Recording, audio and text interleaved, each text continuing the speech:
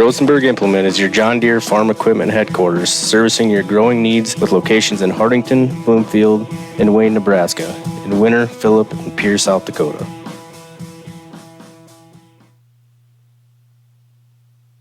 Cedar Security Bank is your hometown-friendly bank with locations in Fordyce, Wynot, and Hartington. We strive to meet all your financial needs. After all, security is our middle name. And for all your insurance needs, contact Bonnie at Cedar Security Insurance for a free quote. Good luck to all local teams. Call Don Miller Land Company today for any of your real estate needs. We specialize in the selling of land, business, residential, and rental homes. Call Don Miller Land at 402-254-6897. We don't just list, we sell. Nothing slows you down more than computer problems. Get up to speed again by taking your computer to Hartelco Computers in Hartington. Our team is here to repair, clean, and troubleshoot all of your favorite brands of PCs. Our customer service beats the big box stores hands down, and you'll leave knowing your computer is running efficiently and effectively. We are also a Dell dealer that passes the wholesale savings on to you. So bring your PC to Hartelco Computers at 103 West Center Street in Hartington, or give us a call today at 402-254-3901. The Dirt Man of Hartington, Bob Hymas, offers excavating, trenching, dozer, and skid loader work. As a licensed electrician, Bob can also help with all of your demolition and site prep when cleaning off any site. The Dirt Man of Hartington has rig, will dig. Good luck to all teams. When you want new carpet, think soft. Just imagine the softest things in your life. Your fluffiest house slippers that tickle your toes. That tender teddy bear that snuggles in bed. Now, Shaw Floors has brought all the softness you love to your carpet. New Caress by Shaw Floors. Caress Carpet by Shaw Floors is an amazing combination of softness and durability. You've got to see it and touch it to believe it. Find Caress by Shaw Floors at Faye's Furniture and Floor Covering, downtown Hartington, or call 402-254-6347. Kaiser Egg and Irrigation is your local Zematic dealer. Call us today for all of your pivot servicing, parts, and purchasing at 402-254-9557. At Family First Dental, your family comes first. They are your source for complete dental care in Northeast Nebraska. Dr. Jay Bernecker and his team at the Hartington office are pleased to announce they offer digital impressions, which means no more goop, no gags, and no worries. They also offer Invisalign, a clear removal alternative to metal braces. At Family First Dental, you can get the smile you've always wanted. Give them a call today to schedule your next appointment. 402-254-3969. Give the guys at Hartington Feed and Chick a call for a competitive grain bid, or to contract your corn for later delivery, or for all of your livestock feeding needs. Hartington Feed and Chick has been the leader in animal nutrition since 1955. Just call 402-254-7449. For the right products and expert advice to get your projects done right, come to Cruzy True Value. In every department, you'll find terrific items that will help make each job go a little more smoothly. If you need tools for those once-in-a-while projects or equipment for a once-in-a-lifetime event, rent it at Cruzy True Value. Start right. Start here. Heine Electric services and is a dealer for both Valley Irrigation and Sukup Grain Systems. In addition to the equipment lines, we drill wells, install pumps, perform crane work, and provide trucking and earth-moving services. Located in Hartington and Vermilion, South Dakota, give us a call today at 402-254-2568. Stop down or call Floral Designs to let your favorite student or athlete know that you are thinking of them on game day with a delivery to school. Your local small-town florist provides the surrounding areas with custom design work, fresh flowers, balloons, candy, home decor, and more. Floral Designs, located on Broadway Avenue in Hardington. Surprise your loved ones with something special today. Call 402-254-3943.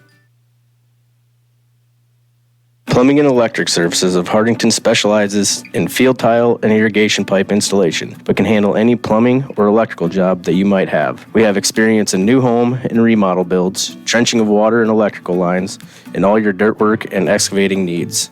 Call Plumbing and Electric Service today at 402-254-6895. Reps is Hardington's only 24-hour fitness center, and they challenge you to get fit. Stop by and check out the fitness equipment and our complete array of weight machines. Reps offers daily group fitness classes. Call 402-254-2474 or 402-920-1026 or visit us at www.repsfitness.com. For over 30 years, Hardington Tree is your one-source tree service and tree health care provider, servicing Northeast Nebraska and beyond. We are committed to tree preservation, offering expert tree pruning services, comprehensive plant health care programs, and our specialists at hazardous tree removal, utilizing the latest and best equipment. Contact us today for an estimate. Take your bank with you wherever you go with mobile banking from Security Bank. Mobile banking offers you the ultimate in on-demand service, allowing access to your account information right from your mobile phone. Pay your bills, pay back a friend, and now even deposit a check, all with just a tap of a finger. Now that's my kind of bank. Check us out online at mysecbank.com. Security Bank, member FDIC.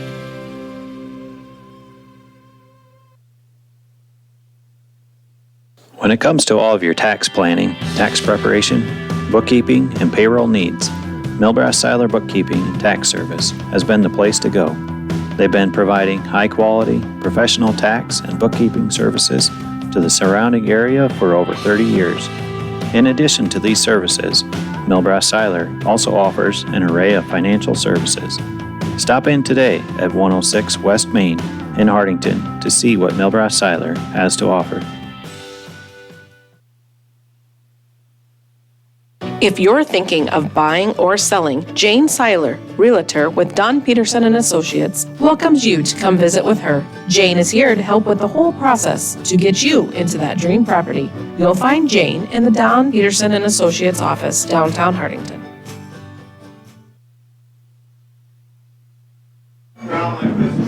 Good evening, ladies and gentlemen. Scott Lark alongside Jordan Kirkman. We're 6 minutes to go before kickoff here. Homecoming in Hardington. Cedar Catholic comes in 1-3 on the year.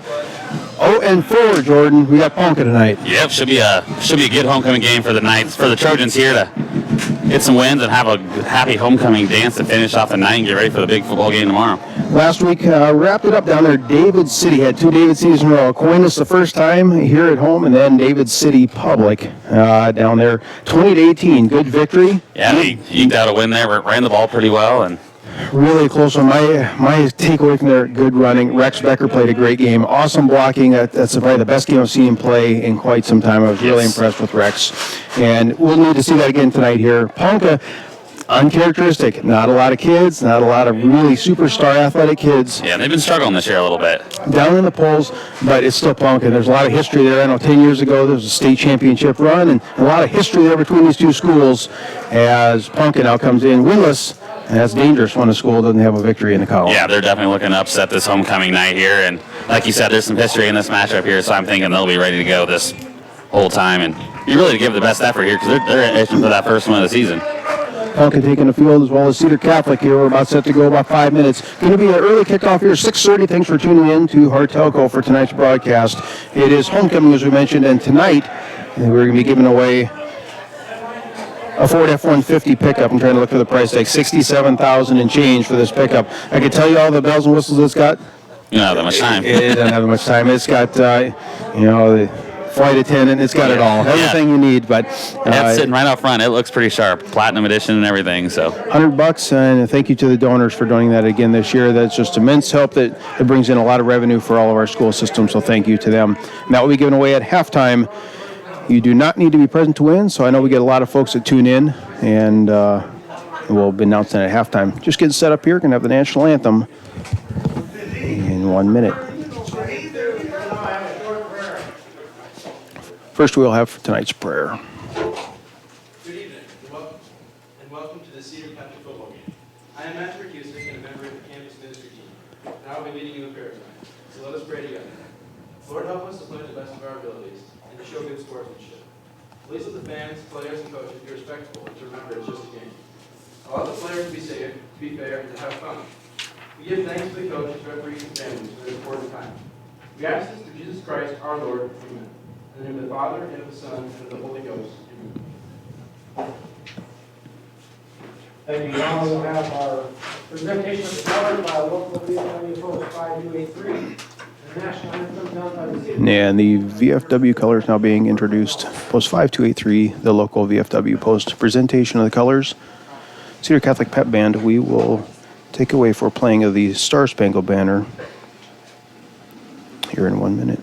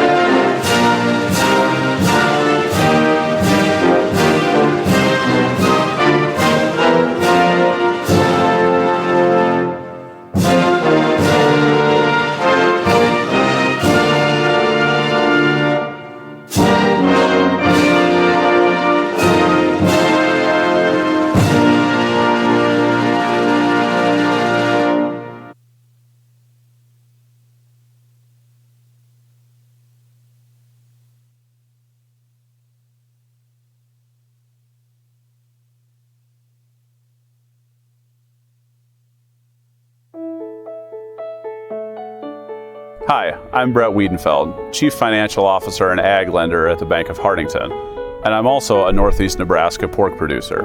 At the Bank of Hartington, we have the tools and knowledge to help your operation grow. We understand the challenges facing our producers and are eager to assist with all the financial needs of your farm.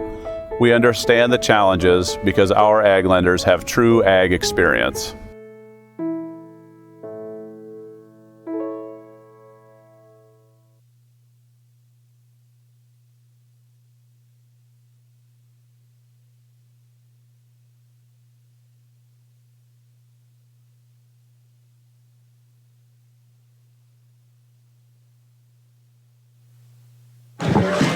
And we're back. Good evening, ladies and gentlemen. Scott Ark alongside Jordan Kirkman bringing you tonight's action for Cedar Catholic football.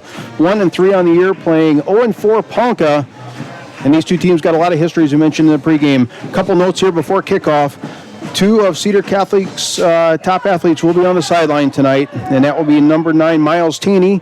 He is out with an injury, as well as number 22, that's Jacob Kaiser, the senior running back. He is also not suited up for tonight. So both dealing with injuries, and we'll see if we can't get them back here before the end of the season. As it is, Cedar Catholic will be kicking off. Ponca won, and they elected to get the ball first. This is going to be a pop-up here. Fielded about the 37, and we brought down good contact there. So short kickoff, and we're underway. Yep, this homecoming game's off to a short start here. Short kickoff. Ponca's got the ball first. Let's see if that Cedar defense can continue what we've been seeing here at home and stifle this offense. Ponca, they won the toss and elected to take the ball, which usually teams defer, but when you take the ball right away, it's a sign of you want to try to get on the board. Yep. You're not real confident. Yep, you're trying to score right away to get some momentum put together and try to keep that Trojan offense out of the end zones, what they're thinking, and hopefully get a lead here for them. 3 wideouts for Ponca in this opening series, actually 4. Make that 4 wideouts. Looking to pass, coming near side, airing it out here right at the 50, and it's going to be incomplete. He was quarterback there. Get these names down for these kids. Number 8 for Ponca. That is Brandon Kneifel, the senior, and he was looking for receiver Blake. That's going to be Briar Bennett. It's always a challenge, get these new names for these other teams when they come in the first series here. But Cedar Catholic, second down and 10 for the Indians as Cedar now on defense for the second play. And Coach Johnson wasn't scared to dial up a blitz there on that very first play, bringing pressure right off the bat to put some pressure on this quarterback, and they might got a gift there. Ball's loose there as a low snap, and Kneifel was able to field it, and that will bring up 3rd and long for the Indians. Yeah, big early stop here for the Trojans. They could get the ball right back and score and really set the tone for this game on what should be a big deal here in homecoming, get the crowd a little more involved. This is probably the most attended game that we have throughout the year. Everybody wants to come and see if they win the pickup, but it's also, we get a lot of folks that tune into our broadcast. This one will be rebroadcast also later in the week, and you can also web stream it on YouTube, and that'll be available after the game if you want to watch the replay. 3rd down and long for Ponca. Wideouts all over the field. Quarterback rolling out to the near side. He's in deep trouble in the backfield. He's going to be brought down in the backfield. Yeah, he tried to flip it forward there to get a few yards, but there was just nothing to be had. Great pursuit by the Trojan defense and wrapping him up, and got a 4th and forever now. That was a tricky little, he dumped it off there. I thought he had a sack in the backfield. Either way, it's going to be 4th down and about 21 for the Indians. So Cedar's going to have their first shot at the ball here. Wind is at the back of Ponca, so chance of getting a decent punt. And Cedar Catholic's got 2 folks back. I noticed, they got 2 guys back. I don't think that's something they've done for most of the year, but must be a sporadic punter here maybe. Ponca now set, man in motion. And they will get the punt away. Nice spiraling. Everybody gets away from it at about the 40 and takes a little bit of a bounce, and it'll be dropped dead at the 35. And that's where Cedar Catholic will take over 1st and 10. Christensen Well and Irrigation is your professional in the water well industry with over 40 years of experience and knowledge. Christensen Well is also a T&L irrigation systems dealer and can service and repair all brands of pivots. Call Christensen Well and Irrigation today at 402-254-6809. Cedar Catholic now 1st down and 10. Ball placed at the 35, and a flag comes in from the far side. Looks like a man jumped there for Cedar Catholic. We'll get the official call from the referee. And it is false start. I believe one of the wideouts on the far side jumped, so that will back them up. And they'll start off their first series here with a penalty. Yeah, it's not exactly the direction you want to be going on your first drive, but I think they're pretty confident here. They should be able to move the ball. 4 wideouts, Tate Taney in the shotgun. And it's a quarterback keeper straightforward running into the linebackers, still on his feet. And got back just about the line of scrimmage, plus a couple more, and that will bring up 2nd down and 5 for the Trojans. Yep, got that yardage back real quick. Now it's 2nd manageable, and Trojans are right on pace to do what they want to do. Coach Cotto going very fast-paced here, and spread them out. Try some counter plays to the inside. It kind of looks like the theme here early on. And there it is again. Wide out, counter play straight up the middle. 1st down, and then some across the 50 to the 45. Still on his feet. And it will be brought down. Nice run there by the quarterback, Tate Taney. A gain of about 17. It will bring up 1st down just across the 40. Yeah, that looks like something we could be seeing a lot of today, the quarterback design run. And it doesn't seem like Ponca is quite schemed for that, and there could be some big holes there. Looks like Coach Cotto did some research there and saw a weakness because 2 plays in a row we've seen Cedar spread things out, counter play straight up the middle, and make them have isolated tackles, and it paid off. Yeah, 1st and 15, 1st and 10, and all the way down the field already. Tight formation for the Trojans on this 1st and 10. Handoff straight forward is Easton Becker. Good yardage across the 5. Is going to be brought down about the 34. And will bring up 2nd and 4. Yeah, it looks like you can see him here calling the play from the sideline, getting things ready to go right away. And this hurry-up offense is really going to test that Ponca defense, see if they can hold up here. Easton Becker, the sophomore, he's been getting a lot of calls the last couple weeks for running the ball as Jacob Kaiser sidelined with that foot injury again in a walking boot. Yeah, it's just a shame. Senior season, he's got to miss most of it here, but he did get 1 touchdown this year. And Taney, quarterback, rolling out to the far side. He's got two wideouts. Charlie Schrader's at the 25, and it's going to be incomplete right at the 27-yard line. It was caught there, actually. There was Schrader as well as Carter Arns, and Carter did make the catch, but he was out of bounds. It will bring up third down. Yeah, just not quite enough room in that sideline there, trying to thread the needle, but I think we might see him go back to a run and play here. That seems to be pretty effective. But you got to think we're about 4-down territory at this point. You can always get a feel just looking at how the lines match up, and our line is definitely, it just seems like they have a little bit more athletic or more powerful kids in the middle, so I can see a lot of running tonight straight up against the Ponca defense. And here's a jump by the Indians. Did he cross the line? Get the signal if he crossed, and it is. Defensive encroachment on the Indians, and that'll be right near that first down. Let's see what they signal. Yes, it is going to be 3rd and inches, maybe? It looks like the side judge was signaling first down, but one side judge says yes. The other one, yeah, they're both now putting their hands up like, I don't know. Yeah, we're going to let it go. 3rd and inches, they're going to get it anyway. All right, boys, straightforward option belly play, and he got the first down and going to be stopped. He only got about one. That's all he needed. Yeah, Hazen kind of got stuffed up the middle there. Ponca was ready for that one. So we see a little more outside zone run action here. Cedar Catholic is not indecisive on what they're doing. The side judges, they're a little bit indecisive. You could see it. They put their hands up. I don't know. I'm not sure. Well, either didn't matter. Yep. 1st down and 10. Cedar Catholic moves the chains. Yeah, they're off to a good start here to get some opening points here to start this game and really set the tone here early in homecoming. Looks like they're spreading them out again here. Spread out. Screen play to the near side. It's going to be dropped. He had no arms wide open, and they had a lot of grass there.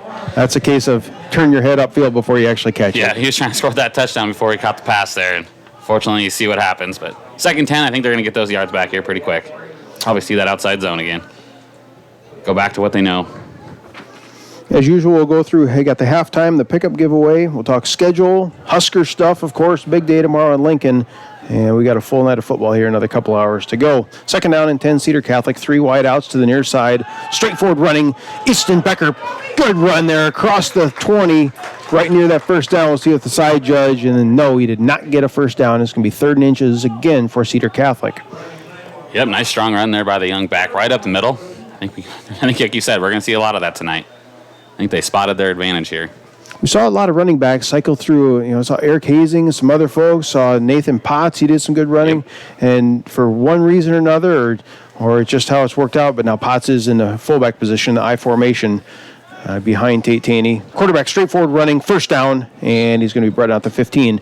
My point there was, though, is Easton Becker just seems to be as a sophomore. I like this. We got a couple more years of this kid. We saw this 3 years ago with Jacob Kaiser as a freshman. We were like, wow, this kid's special. And then we had 3 more years of... Yes, some good running back play. And hopefully, this continues here. And getting these young guys growing their role a little bit. It'll help them down the road. And now he's standing at the 50 watching. He's hoping to get back in here in a couple weeks. But 8:26 to go here in the first quarter. Cedar Catholic knocking on the door in the red zone. 1st down and 10. And belly option straightforward. And that one... It's going to be a quarterback keeper out to the far side. He's going to be brought down. Wasn't sure who he gave it to there, but Tate Taney did keep that. It's going to be a loss of about 3, and it'll bring up 2nd down. Yeah, it's the first real negative play we've seen today from the Trojan offense, so see if they can bounce back here. Good defensive play there. The defensive end on the far side of the field for Ponca read that one perfectly, and that will bring up 2nd down. Chance of some rain in the area tonight. Just getting a little buzz in my pocket here. Light rain starting here in a little bit, so we'll see if that comes to fruition and plays into this game as we go along. Again, belly option. Quarterback keeper straightforward running. Cross to the left side. Lots of green grass. Puts his head down. Breaks a tackle. And he's going to be in. Touchdown. Tate on a quarterback keeper from 17 yards out. Yeah, great running there. Great blocking. Just great play by that Trojan offense to get that touchdown there. Good blocking and just a good read there by Taney, following his blockers up front, and that leaves the Cedar Catholic's first score of the night with 7:36 to go in the first quarter. On kicking against the wind here is Bankston. This will be the last year we get to say Bankston. It's been a lot of years we've been talking about Bankston's kicking extra points. Well, I know it's a certain university down south that could use a kicker right now. So. Yeah, sure could. And that one's good. Bankston puts another one through. 7:36 to go in the opening quarter. Cedar Catholic on top, 7-0. Anderson & Anderson Insurance is eager to serve Hardington and the Northeast Nebraska area. With offices in Hardington, Laurel, and Allen, they are an independent, trusted choice insurance agency. If you're in the market for auto, home, business, farm, or crop insurance, give us a call at 1-888-POLICY-9. Anderson & Anderson Insurance, where your protection is their policy. When you need to borrow money, you need to see a friend at the Bank of Hardington. Our loan officers are local people. They listen to your needs and then tailor a loan to fit those needs with competitive rates and flexible terms. We've been your hometown bank since 1934. Where other banks have their branches, we have our roots. Member FDIC, Equal Housing Lender. Back here at Russ Oakstein Field, opening quarter of play. Cedar Catholic knocks it into the end zone on a 17-yard run by Tate Taney, and Bankston puts in the extra point. And that's where we sit. Trojans on top 7-0. Cedar Catholic all set to kick off. It's going to be a short kick there, fielded by the up back at the 35, and good coverage there. Doing the kickoff duties, that's number 48 for Cedar Catholic. That's Jackson Bernicker, the freshman. He ain't getting it down there very far, but we have great coverage. Yes, I don't know if they've seen something on film. Maybe they kicked those up backs and they're not great at holding out the ball. But, well, as long as we get down there and cover it, I guess it's hard to complain too much. Rex Becker, he's square in the middle of the defense. He's ready to go. First down and 10 for Ponca. Ball placed at the 38-yard line as the smoke now pours across the field here from the Grill Masters. Option play to the near side, and a flag comes flying in. I think we're going to have a hold here. Let's see what the official call is. Good tackle there by the Trojan defense. Yeah, it was that Rex Becker getting in there and disrupting that play in the backfield and showed some good speed there and athleticism. Yep, Rex did get in there, and I'm almost certain it's a hold on the defense here. It is. So that will... Yep, they will accept the penalty. So 10 yards, they'll march that one off from the spot. And first and a long ways to go for the Ponca right now. Yeah, that was a critical one. So that's a spot foul. 10, 20. So for first down at about 22. Cedar Catholic looking sharp. Both sides of the ball here early on in this contest. Kneifel with one running back at his hip and 4 wide receivers. They still have not run a running play, and that one's going to be incomplete. Great coverage there. Zone coverage by the secondary. Yeah, it looked like a timing route there, and it just wasn't to be. There's no one in that area, and must have been some miscommunication there. Yeah, the wideout, he was on a go, take off, and Kneifel threw it to an area where there was no one there. Second down and long, and right now this one has a very good feel to it early on. And it does. I wouldn't be surprised Coach Johnson decides to bring a little pressure here on this drive and really force the issue, really make a statement early in this game. Been known to do that, I guess. Yeah, he's been known to put a little pressure here. I don't know his signals, so I don't know what he's doing here, but Cedar Catholic switching sides, man in motion going to the far side. Kneifel, low snap again. There's a running play. Great coverage on the outside. He's going to be brought down for a loss. That's number 28 for Cedar Catholic. Connor Vlock, the junior, and another big loss. Third down and forever coming up for Ponca. Yeah, way to seal that outside edge. There was no getting outside of that tackle there. Great tackle on the edge and putting Ponca in a really difficult situation here, third and forever. We talked early in the season that the first 3 games was going to be really, really tough. We just quietly, I was hoping to go 1-2 through those. Went 0-3, but we kept saying just wait. The second half, when it comes around, the schedule is more favorable, and then we're seeing that again tonight. Yeah, you're seeing this is a pretty solid Cedar team we have this year, and now you're starting to see some of that come to fruition a little bit. We're going to talk about the schedule, and it's not all a cakewalk, but as it is a pass play there, it's going to be incomplete. He had a receiver, and now it will bring up fourth down, and the punt team will come on for Ponca. The schedule, though, yes, this game here, we kind of expected this to be just not a...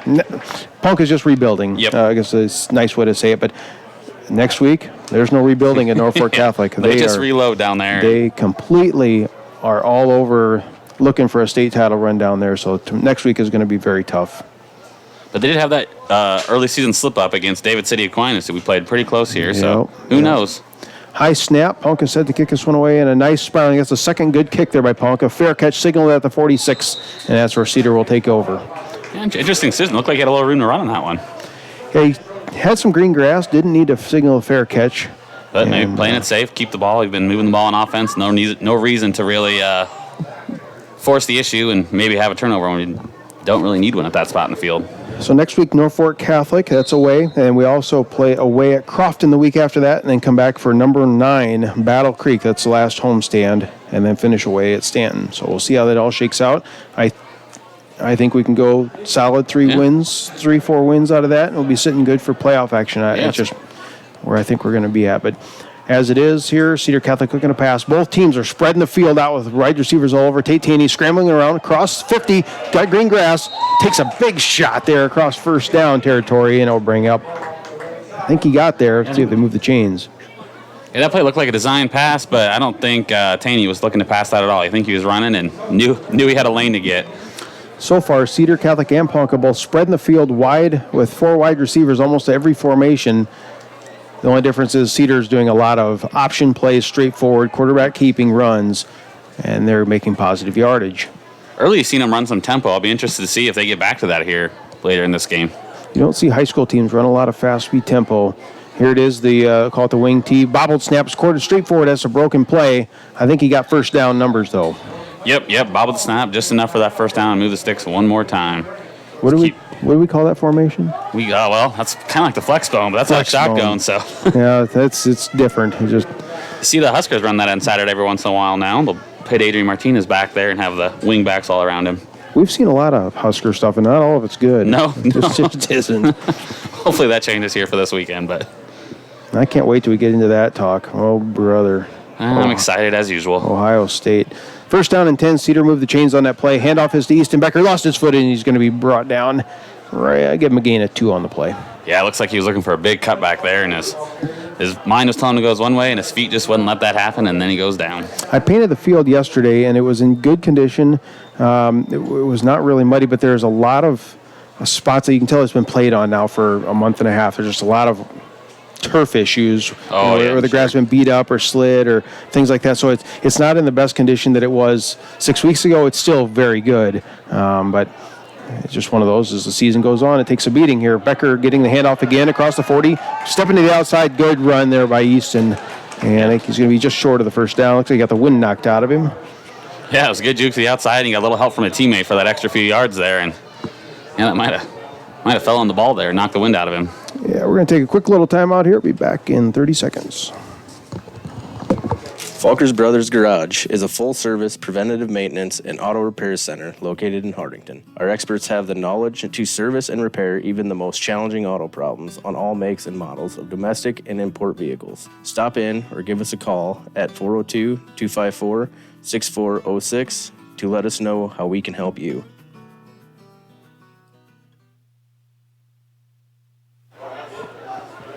Easton Becker walks off for Cedar Catholic. 5:18 to go in the first quarter. Play Cedar Catholic on top 7-0. However, they are on the march. I formation. That's Hazing, and then we have Nathan Potts as the I-back on this one. Handoff is to Potts off that right side. Good running there across first down, and that will move the chains again for Cedar. I wonder if Ponca, like me, was expecting a quarterback keeper there. Usually when we go in that I formation, that's what you see, but changed it up a little bit and got a nice 7-8 yard gain there. Easton Becker checking back in. I think he just got the wind knocked out of him on that one. Came out for one play, and he's right back at it. We have Cole Becker to the near side, Charlie Schrader to the far, Nathan Potts in the backfield, Easton Becker as well. And this one is to Becker straight forward. Tripped up at the line of scrimmage and got about 6 out of it, so good run there by Becker. I think that was actually Hazing there on that carry.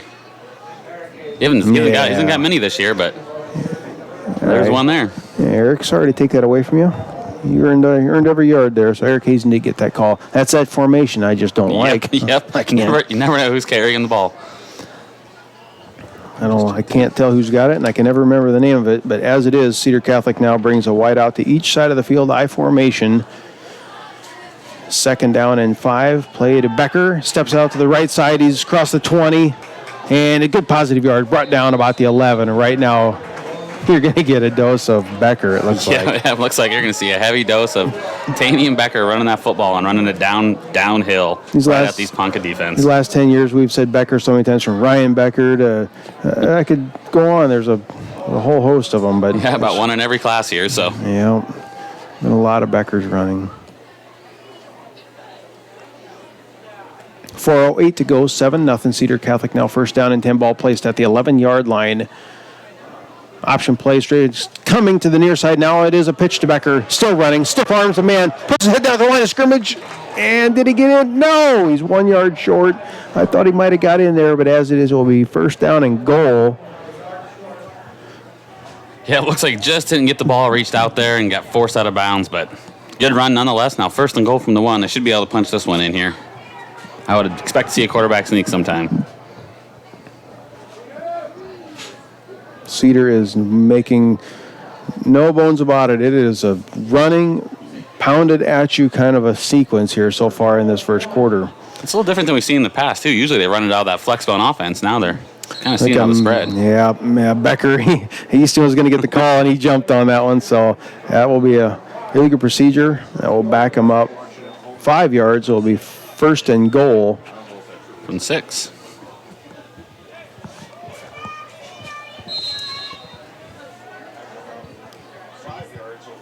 First and goal.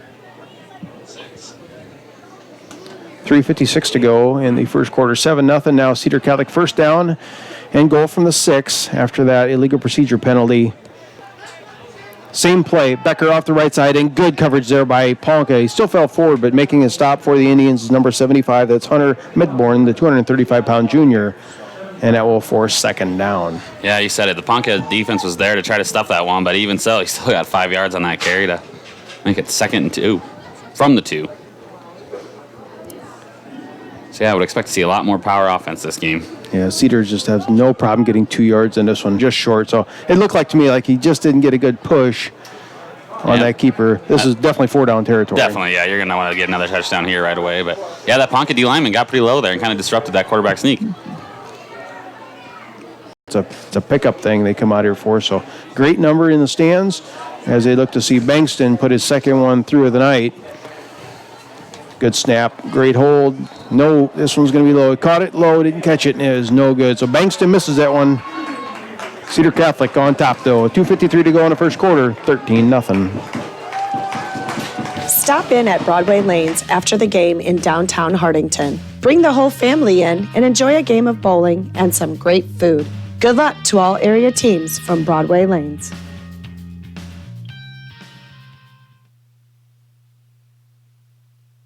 The Hardington Shopper, covering Northeast Nebraska for over 55 years, from Yankton to Laurel and from Osmond to Newcastle. The Hardington Shopper has you covered every week to every household. Good luck to all area teams. At Cedar County Veterinary Services in Hardington, we care for creatures great and small. We offer comprehensive care for livestock and companion animals. Our goal with every visit is to provide an experience that focuses on accurate diagnostics, compassionate treatment of animals, and client education.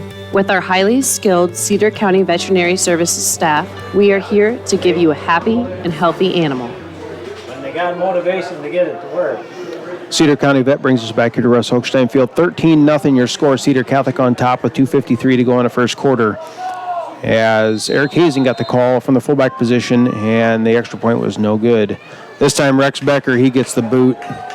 Nice kick. Fielded running at the 20. So Ponca's going to get good field position and a solid tackle there. Cedar Catholic, good coverage. That's number 15, I believe, making the tackle for Cedar. And that is Brady Steffen. Yeah, short kick, long kick. They still start the ball from the same spot. So I guess they kind of knew what they were doing to start this game. I'm not sure. It might have been the first time I've seen Rex kick off. I don't recall him kicking. So, no, yeah, got it down a little ways. Not so bad. When in doubt, get the biggest guy out there and tell him to boot it. Yep. First down and 10. Ponca now in the tight formation, man, sliding in motion. Handoff straight forward to fullback. I don't know who's got it, but it's first down. And there it is. Yep, there's that play. If you've listened to media broadcasts, you know I just don't like that formation. But it's just so effective. So first down, I believe. Are they going to give it to him? I think it's there. We got a very good. Yep, there's the signal. So yeah, this little fullback trap there off the fake pitch. And I don't know if Cedar was expecting that, but worked pretty well. That's the first really good play we've seen Ponca have. So, of course, what are they going to do? They're going to stick with that formation. Their fullback's got a 90 number. You don't see that very often. Handoff is to number 3 going to the far side, and there's a whole host of Big Red there stopping. Look at him. I like that. There's about 8 of them. Got him right there. Yeah, when you're preaching tackling, that's what you say right there. Everyone to the ball. It's such a tight formation. Just start grabbing people at that point. You don't have a clue who's got it. But as it is, they'll give him a gain of, it's going to be initial line of scrimmage. No gain, 2nd down and 10 coming up for Ponca. Yeah, I mean, interesting to see if Ponca's going to try to air it out much this game. The 2 times they have hasn't looked real pretty, but they might have to change something up here soon. Kneifel under center. And a quick pitch to the near side. Straight back forward. Great coverage there. Number 71 making the tackle for Cedar. That's Peyton Haar. And that will bring up 3rd down and 9. Ball short of midfield. I don't know. It's about the 46, 47. So if they don't get this, the kicker's been, he had 2 good punts, spiraling kicks. They pin him down pretty deep there. Unless they get like 8 or 9 yards here, I'm expecting a punt. So Yeah, I don't see him gambling and trying to go for it. Cedar's just been too efficient on offense, giving the ball at midfield. Same formation, Kneifel under center again. Man in motion, coming to the near side, and the quarterback's looking to pass. He's got receivers in the field. It's going to be overthrown. Threw into triple coverage there at the 45-yard line. However, there is a flag in the backfield, and it's roughing the passer. Ooh, that's a big penalty against Trojans there. They had great coverage downfield, and they just bailed them out there with a late hit on the quarterback, it looks like. So late hit, that will march it off and be an automatic 1st down. So Cedar defense will bail out Ponca on that one as the quarterback just kind of an errant throw into triple coverage. There was nowhere to go with the ball there, so he was just trying to see what would happen, and he got the call. I like the aggressiveness, but you got to hold up. Can't hit them after that. Yeah, it was probably one of their biggest plays of the day, and had to come off the heels of one of our penalties. 1st down and 10, ball at about the 38-yard line of Cedar Catholic as we're just approaching 1 minute to go here in the opening segment of this contest. Man in motion, quarterback keeper, Kneifel, turning back up the middle, and he's going to be wrapped up a whole host of Big Red. That play so far is not going anywhere. The defense is very solid. Yeah, they've been keyed on that. They know they've been watching the quarterback, and every time he tries to get outside or keep the ball, they've just been waiting for him. Again, we'd like to thank all of our sponsors. We'll play as many as we can and get them through tonight, but thank them for sponsoring tonight's broadcast, as well as all the games that you're going to hear throughout the year on Hartelco. And tonight's featured broadcast sponsor we want to bring up is the Bank of Hardington, and we thank them for tonight's broadcast.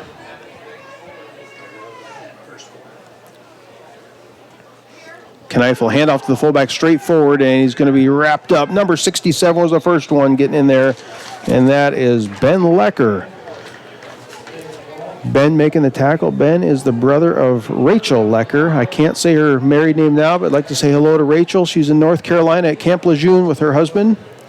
Rachel, I don't know your married name now. I can't help you out there. Sorry. But hello from everybody back here, and thanks for tuning in out on the East Coast. That's going to be the end of the first quarter. We'll go into the second quarter play here in 1 minute. Cedar Catholic on top, 13-0. See you.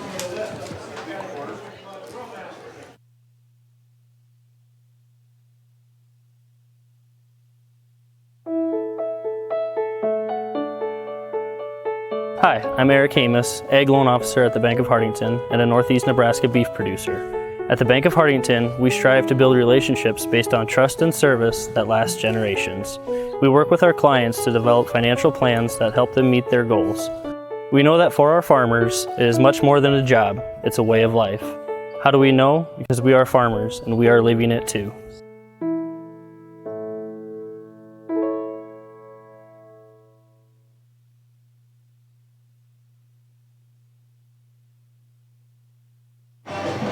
Again, that's tonight's featured broadcast sponsor. That's the Bank of Hardington. I always like their commercial. Where their banks have their branches, they have their roots. Remember FDIC? I like that commercial.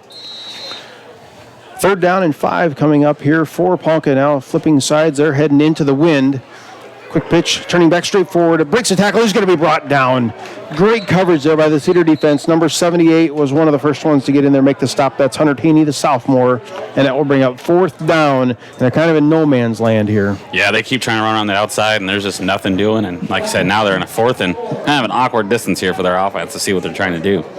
You got to go for it. I don't see you punting the ball and gaining 20 yards. That makes no sense. So it looks like that's the direction that they're going to go. Troy Evans, the head coach for Ponca. And the tight wing formation. Quarterback looking to pass. He's only got 2 receivers out. One's in the flat, caught across the 25 to the 20, and he's going to be brought down, not before first down. Nice play there by Ponca. Kneifel making a pass play to number 20. That is Paul Mason, the senior, and that'll move the chains. Nice play. They haven't been able to run the ball outside, but that was a good pass to the flat there for a good gain, so maybe we'll see if Cedar brings up their corners a little bit to try to slow that down. Run, and finally drifted a little pass in there. I like the call.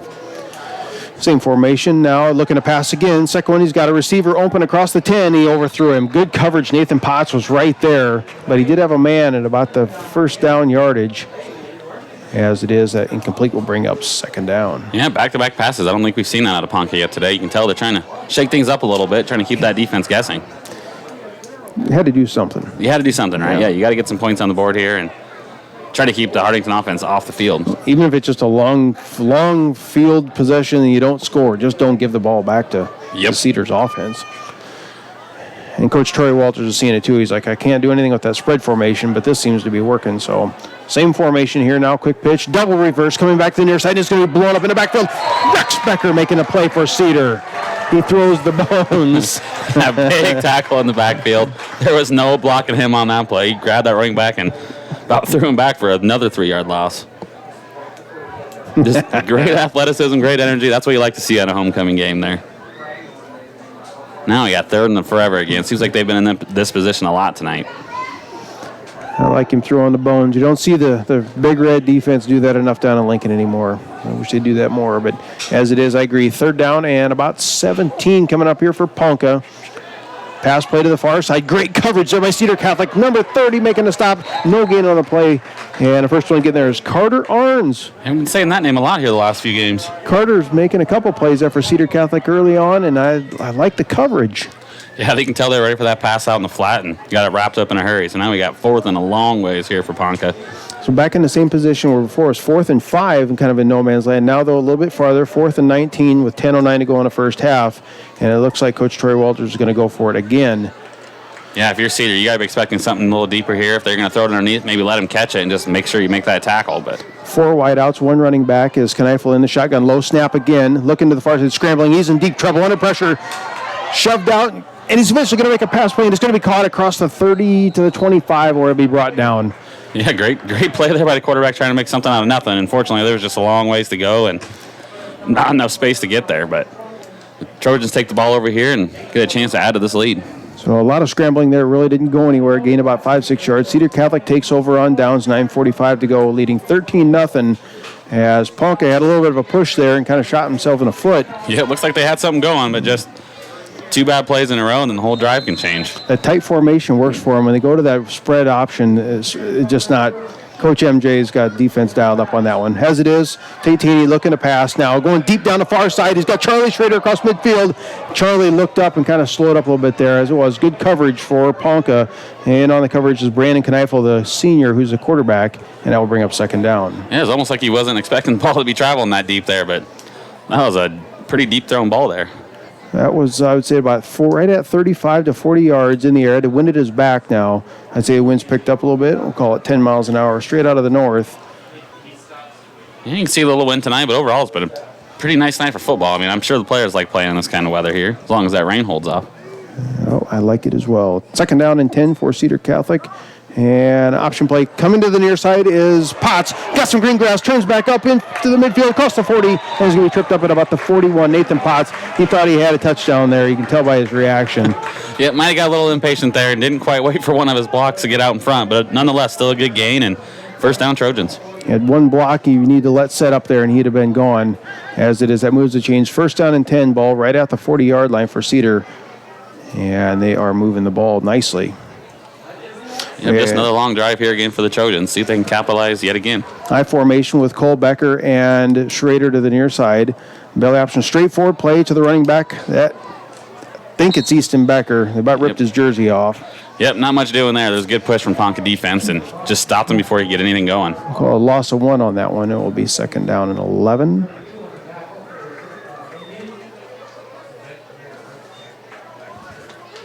Yep, haven't seen the ball thrown much tonight. I don't know if we will see it thrown much tonight, but if we're going to throw in deep, I wouldn't be surprised to see one kind of happen here. It's a good position for it. Seems like he's been picking his shots and trying to mix things up. And Same formation, yep, and quarterback roll out to the far side. Looks like a broken play as a couple linemen aren't blocking. Now Tatani scrambling, runs past a whole bunch of guys, turns it back up across the 40. Is going to go down about the 35. There's late, really late. No flag there. It was close. Tatani moved the ball nicely on a broken play. yeah, it looked like a naked bootleg, and there was just no one out there. But luckily, he's got the wits about him and cut that back across field and got a really good gain out of the deal. Even our linemen didn't know what was going on. You could tell a couple were standing around. Just a broken play, but as it is, move the chains first down. Again, at halftime, usually we have an interview, give you some community info. We're not going to do that tonight, I don't believe. We'll be having the pickup, the $67,000 pickup we're going to give away. So that will be tonight's feature at halftime, and that's coming up here in just a few minutes. Quarterback keeper now coming to the near side. Kneifel, good coverage on it. Tatini stepping back in across the 40 to the 35, down to the 10. Oh, stepped on the sideline. Oh, he did step out of bounds. I thought he let off the gas. As it was, he's going to step out of bounds about the 14. I bet he wants to have that one back. Yeah, he does. He had the blocking all out in front of him there for a touchdown, and there's been no answer for Tate today for that Cedar offense. He's been getting what he wants on the ground. Again, Miles Taney, they started the season at quarterback. He's out with an injury. Jacob Kaiser, he's on the sideline as well. I'm told that it's not season ending for either of them, but we'll see as it goes along as they get back to health here. As now Taney under center. Hazing is the running back in the tight wing formation. Handoff is to Becker going to the far side, stepping, turning up north-south, head down, cross that goal line. Is he close? He's in. Easton Becker knocks it in for the third score of the night for Cedar Catholic. Yeah, great play there. They're back in that flex ball that we love so much, and gave the ball on a sweep to Becker on the outside in for a big touchdown and increase this lead. 14-yard play there by Easton Becker, and he puts the score up 19-0 with 8:27 to go in the first half of play. As now Bankston back on, doing the holding duties for Cedar Catholic number 5. That's Carson Arns, a freshman, and we'll see if he can't get this one through. Good snap. Good hold, and this one is up, and he got it. Bankston puts it through. He's 2 for 3 on the night, and Cedar Catholic is on top, 20-0. 8:27 to go in the first half. We'll be right back. Alley Electric of Coleridge carries a full line of Ranke pivot parts on hand and ready to tune up your pivot wheel gearboxes, tower boxes, timers, contactors, end gun stars, and switches. C. Alley Electric is an electrical contractor licensed in both Nebraska and South Dakota. Call 402-283-4220. Burnell's Food Town is your locally owned associated wholesale grocery store. From fresh meat and produce, bakery services, grocery, and more, we are here for you. Good luck to the Cedar Catholic Trojans and the Hartington Newcastle Wildcats from Burnell's Food Town. Burnell's Food Town brings us back here 20-0 as Cedar Catholic has had great success on the ground. Tate Taney leading the charge there. Easton Becker knocking it in. Bankston doing good kicking duties. We're going to have a tough time here with the players of the game coming up. Oh, yeah, there's been a lot of players out there that have been earning this, and that happens when you have an offensive performance like we've seen so far. Now we're going to have Bankston. He's a third person I think we've seen tonight kicking off. And this one's fielded on the run at the 20, across the 30, and he's going to be met. Nice play there. Cedar Catholic, get a name for you. Yeah, it's Hunter Taney making a good stop there. The sophomore bringing him down. Ponca will take over. First and 10 balls can be right at the 44-yard line. 34. Yeah, that was a nice hit up there on that coverage. He stuck him and stopped him right in his tracks there, so I'm sure he'll be feeling that one there for a little bit. Tight formation for Ponca. As one man drifted off the field there, kind of slow. And option play, straightforward running, and it'll be brought down. Making a stop for Cedar's defense. That's number 71, Peyton Haar. And that will bring up second down. Yeah, that Ponca offensive line is just not getting enough push off the ball to make those sweeps effective. And Cedar's in the backfield before they can get anything going.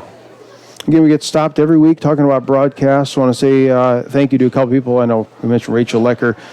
Jamie Walter, she's a loyal, faithful tune-in person, as well as Joanne Weebelhaus. Thanks for tuning in and watching the rebroadcast on YouTube. Cedar Catholic second down and 9 are on defense now, and a good stop. The gain of 2, I can't see who had the ball on that one for Cedar, but bring up 3rd down and 7.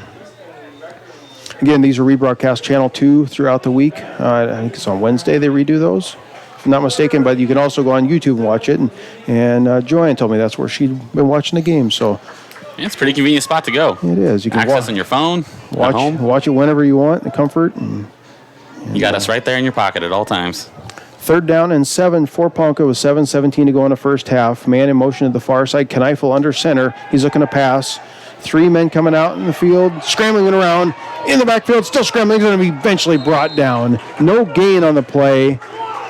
And 43, that is hazing. He's excited on that one. Yeah, he was. He liked that play. But if you're the Cedar defense, everyone's got to like that play. There was absolutely nothing for that quarterback to do. The second he dropped back to pass, he had Easton Becker in his face, and then a whole host of Trojans chased him down after that.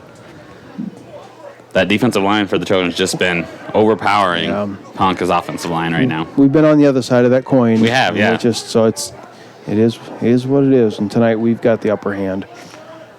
Now this one kicking straight into the wind. A little bit of an end over end. Fielded. Good hit. Outstanding play there. Cedar Catholic, that's Brady Steffen. And I think it was number 20 making the tackle. That's Paul Mason.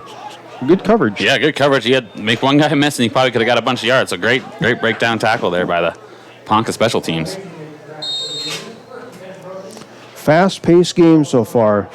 A lot of this running keeps the clock rolling. The game seems to be going pretty fast. So 6:25 to go here before we give away a pickup, and that always takes a little bit longer. His father gets a little long-winded and tells a story. Easton Becker getting a call on the far side. Hunter Taney pulls and blocking out front across midfield, right near first down marker.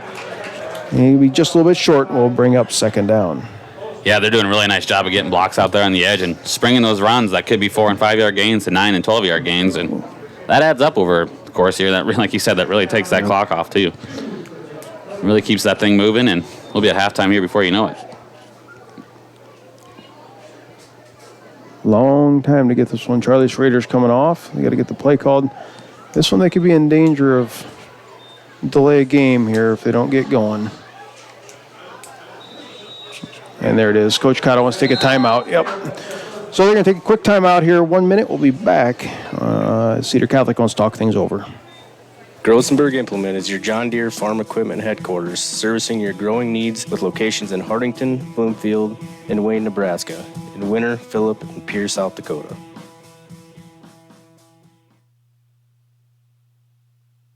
Cedar Security Bank is your hometown friendly bank with locations in Fordyce, Wynot, and Hartington.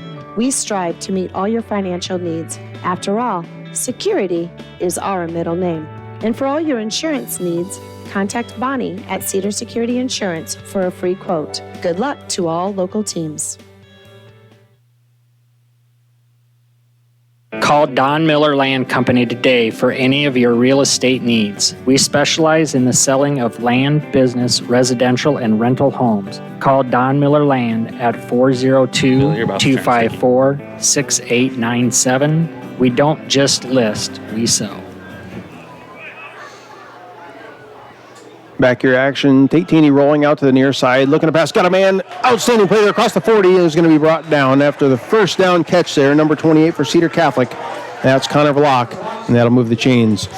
As we get close to halftime, I want to mention tomorrow night, Husker game, 7 o'clock? 6:30. 6:30 kickoff. ABC. At 4:30, the VFW here in Hartington is having an AmVets fish fry.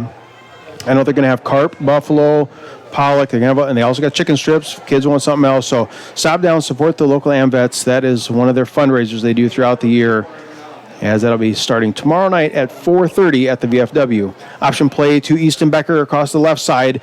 He's got a lot of green grass. Man, he's looking good tonight. First down run, and he's going to be brought down. A gain of 14 on the play, and that'll move the chains. Yeah, you got some smart run on there, finding the holes, but also you got to give that offensive line some credit there. Really making it easy to find those holes and get some positive yards here. Might have a couple 100-yard rushers after this game. Easton Becker, the nephew of Jason Merkel. He's one of the best athletes to ever really go through the Cedar Catholic's program. Great athlete, football, golf, whatever, as a nephew, and just a lot of traits there. I'm sure that Jason follows along. I know I've talked to him, so a nephew of Jason is getting the call. We got Potts back there to maybe get a few carries here now. Nathan Potts, he is at the hip of Tate Taney. As Taney now looking to pass. He's got Charlie Schrader in the end zone. He's looking, deep play, and the wind just carried that one like the ball just kept sailing on him. Oh, I like that play call. You noticed the size advantage and tried to take advantage, but just wasn't meant to be on that play. But I like the shot there in that spot. Now you got second down, and you still got time to make things happen. Charlie, the lanky, I'll call him 6'3", 6'4". Seems like he grows an inch between football games. He's got good speed out there, too. He's a tall kid that can really run. It's like they're talking about, is there a flag we didn't see? There is. I didn't see it was an ineligible receiver downfield, so on that pass, so it had to be a lineman that got down too far downfield. I didn't see the flag, but I can see they're marching it off now. So that will wipe out that first down. And now you got first and a little bit longer, so see what coach decides to do. And I'd rather be sitting at first down than second down. Oh, yeah, position. definitely. I think it's actually an okay penalty. First down and 20 for Cedar. Ball placed right at the 30, called the 39-yard line. I formation. One wide out to the far, one to the near. Schrader's on this side. Straight forward. Becker gets the call. Breaking to the outside. Back to the neutral line of scrimmage as we fall down. He had a lot of grass there. It's kind of a... Yep. Got the tackle on the ankles there and just couldn't quite shake that one free. But like you said, we got back to second and 10, kind of where we were at the start of this play. Yep. Yeah, like I said, we've seen a heavy dose of East in this game, and see if that continues here. Kind of been the workhorse tonight. He's got a different running style than some of the others. A little more of a bullish, just...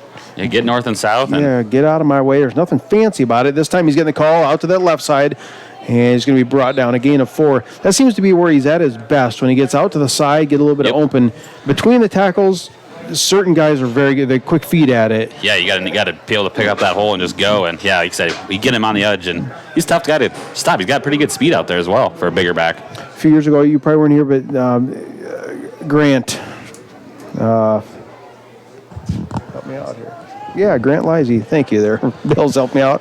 Grant Lisey had that same running style. Once he got outside, his running style reminds me of it. Third down and 6 coming up here. Handoff this time, Potts. He's going to be brought down right away. So, yeah, rare stop there by that Ponca defense and really shutting them down in the middle there. Jordan, I'll try not to bring up too many guys that are... Before my time? Yeah, before you got here. I apologize. That's fine. Bill and I, we know everybody's dad and their grandpa and uncle, and you're like, Grant Lisey who? But Grant comes from a long line of, if you look in the record books, it's full of Liseys and Beckers. And yeah, I played against a few of them when I was in Wisner there, so yeah, I'm familiar with that. A bunch of farm kids just north of town. They got their name all over the book. Fourth down, Cedar Catholic's going for it. Spread option formation here. Potts is the only running back. Screen play to Charlie Schrader to the near side. He's got blocking up front. Line of scrimmage, the gain. He's going to be real close. I don't know. It's going to depend on the spot. I think... Looks like they're going to mark him just a bit short there if the official's standing where they're going to mark that. But creative play call. You don't really see a lot of screens from the Trojan offense, but almost paid off there. I think it's going to be about 1 football short. Are they going to measure this? I don't know. They're talking about it.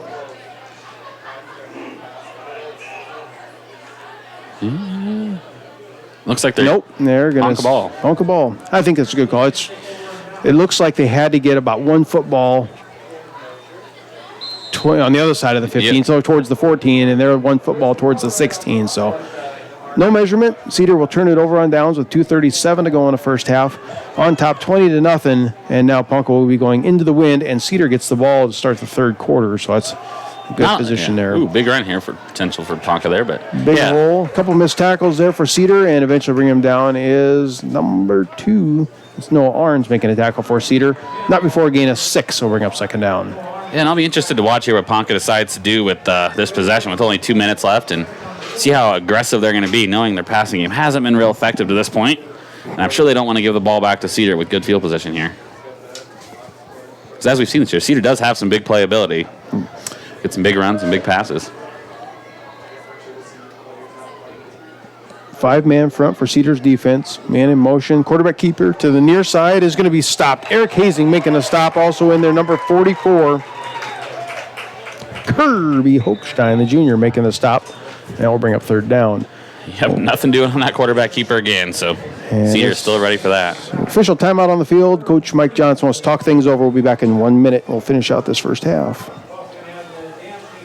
Nothing slows you down more than computer problems. Get up to speed again by taking your computer to Hartelco Computers in Hardington. Our team is here to repair, clean, and troubleshoot all of your favorite brands of PCs. Our customer service beats the big box stores hands down, and you'll leave knowing your computer is running efficiently and effectively. We are also a Dell dealer that passes the wholesale savings on to you. So bring your PC to Hartelco Computers at 103 West Center Street in Hardington, or give us a call today at 402-254-3901. The Dirt Man of Hardington, Bob Hymas, offers excavating, trenching, dozer, and skid loader work. As a licensed electrician, Bob can also help with all of your demolition and site prep when cleaning off any site. The Dirt Man of Hardington has rig, will dig. Good luck to all teams. Bob, the Dirt Man, bringing us back here to Russ Hochstein Field. Quick pitch to the far side is going to be brought down right across the first down yards, and that will move the chains. Again, these sponsors, we know them all, but Bob Hymas, the Dirt Man. My kids know him as Bob the Builder anytime we relate it to the cartoon. So we see him around town. That's what my boys are yelling, Bob the Builder. It was a good tough run there by that Ponca fullback, giving that first down. And I bet they're content with just keeping this clock moving right now. Yeah, when you're down 20-0, clock rolling is the name of the game. Get this first half over with. Now it's a pass play. Throw it. Going to air it out. They got a man across the 45, and he just could hold on to it. And then, I didn't think. Okay. Yeah, that's tough. That's a big penalty there against Trojans, and that might change their thinking a little bit. But so I didn't think he gave him a bump, but that flag, the two of them were quick to come in, as is. Cedar Catholic's going to be a dead ball, personal foul, late hit out of bounds on the Cedar defense, and that will be an automatic first down. Stop the clock with 1:21 to go in the first half. Again, the second time we've seen some of the biggest plays for Ponca here have been Cedar penalties, 2 15-yarders in the last two drives. I even watched the replay here. It was hard to see that he even bumped him, but obviously he must have. The refs had a... Refs are right on that one, so... I'm 60 yards from it, so I'll take their word for it. Just didn't look like you really got him. They threw that flag about 17 yards in the air. I'm pretty excited about that one, I think. First down and 10. Ball at the 42, and a whole bunch of people jumping. Should be false start on the split end to the near side, and it is. That will back him up. So number 9, he got a little too anxious. Obviously, it was going to be a pass play there. He was probably running deep there for a touchdown, and I'll have to try something different. But so I'll back him up 5. First down and 15 for Ponca coming up here. Yeah, let's see if Ponca tries to air another one out. They're coming back in that tight formation, so who knows what's going to happen here. Done lots of running out of this. We'll see if Troy, the coach, he does a quick pitch, straightforward running, good blocking. Got back to about the line of scrimmage. We'll see if Troy Evans just says, we tried a couple times. Let's just get to halftime here. But last time we thought that, then the air went out deep and get a big penalty call in their favor, so who knows. They don't want to give the ball back to Cedar, not anywhere near this position, especially with the wind at their back. Yeah, we still got second and long here, so, and that clock is still running. Man in motion going to the far side, and he gets a pitch from Kneifel. Rex Becker chasing on the backside. Nathan Potts missing. Flag comes flying in on the backside. I think we're going to have holding. Yeah, I was just about to say that was a great job by that Ponca offensive line. Yep. See on that outside edge, but they might have had a little extra help there, it looks like. Yeah, Becker was running over there, and a couple guys, you could tell there was... When you get around the corner, it's tough not to grab the jerseys, and that's what happened there. So that'll back them up 10 yards from the spot. Replay second down. It'll be about second down and 20 when they get the ball with about 44 seconds to go. As this half's kind of winded down here, it seems like Ponca's having a little more success getting the edge than they did earlier in this game. So curious to see if that trend's going to continue here in the second half, or when we get to the second half. They've definitely changed formations, doing things a little bit different, and maybe some misdirection in there. So, yeah, I agree, getting to the edge. Because going straight up the middle is just not working for them. And still trying to get out the outside. And there, see, that's the example I was talking about. They turned it up inside the out guys person are there. Yeah, and here comes a late flag. Really late here. I don't know what this one's going to be for. And he didn't like this ref threw it 18 yards in the air. I'm trying to watch this replay here and see what I'm seeing. Unsportsmanlike.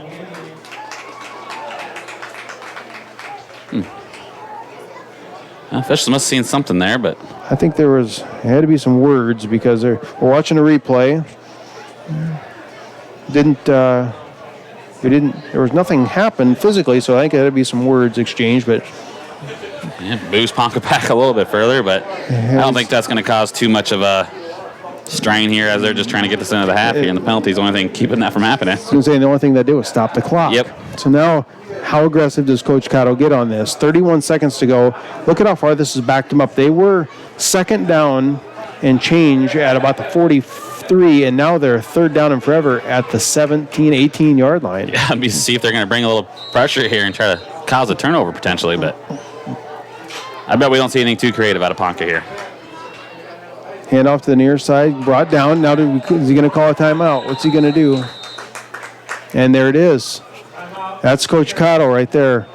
He's going to call a timeout. We'll take a quick break here. We'll be back and wrap this first half up. When you want new carpet, think soft. Just imagine the softest things in your life. Your fluffiest house slippers that tickle your toes. That tender teddy bear that snuggles in bed. Now, Shaw Floors has brought all the softness you love to your carpet. New Caress by Shaw Floors. Caress Carpet by Shaw Floors is an amazing combination of softness and durability. You've got to see it and touch it to believe it. Find Caress by Shaw Floors at Faye's Furniture and Floor Covering, downtown Hardington, or call 402-254-6347.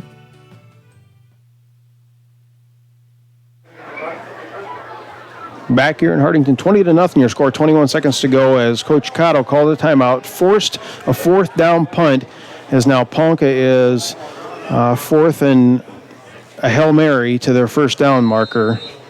Yeah, they'll be lucky to punt the ball to the first down on this one here, but looks like Cedar's going to bring a little heat. Cedar, and they're also lined up at the 50 to field this one. See, they can't get the block. Oh, just missed it, but it's a high floater. Wind's going to stop it dead in its tracks. Take a Cedar bounce and roll out of bounds at the 25. That's good coaching right there by Coach Cotto. Yeah, that was a great time out there. Now Cedar's got the ball back in great field position with a chance to add even more points to the board. And a possession where Ponca could have just ran the ball and got to halftime really took a disastrous turn there with those penalties. Cedar Catholic has no timeouts on the board right now. Bankston's got the leg to make this, right? He's a 40. This is about a 42-yard attempt as it sits right now. Yeah, you maybe take a shot at the end zone here, just see what happens, and then line them up to kick in. Hope to get lucky. Yep, I like that call. We're definitely seeing a pass play here as Taney in the shotgun, looking. Better get rid of it quick. Don't take a sack. Yep. And now we're in trouble. That's going to be the first half. Tate. Yep, you got to throw that one there to stop the clock, and maybe that's just some inexperience there. It's all right. No, it was no turnover, and you're still going to half 20-0, so it's pretty positive overall. I just wanted to see Bankston try a long one. 20-0. Cedar Catholic is on top and really in control of this game. We're going to take a 2-minute break, and we'll be back here giving away a $67,000 pickup. It's halftime at Homecoming.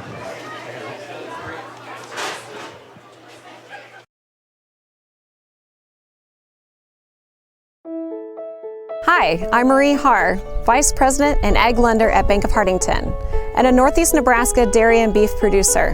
Whether it's developing a marketing strategy, a break-even analysis, or cash flow projections, at the Bank of Hardington, we understand the ever-changing demands and challenges of today's grain and stock producers. We understand these challenges because we are farmers, and we're living it too.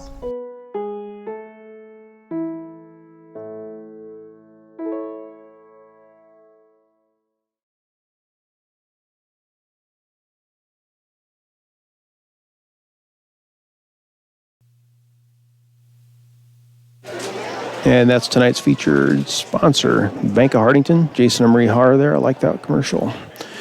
We're also going to have the Cedar Catholic Girls Dance Team will be performing. Again, I got to turn the volume off for copyright rules. We cannot have the music, but we will have the video of the dance team.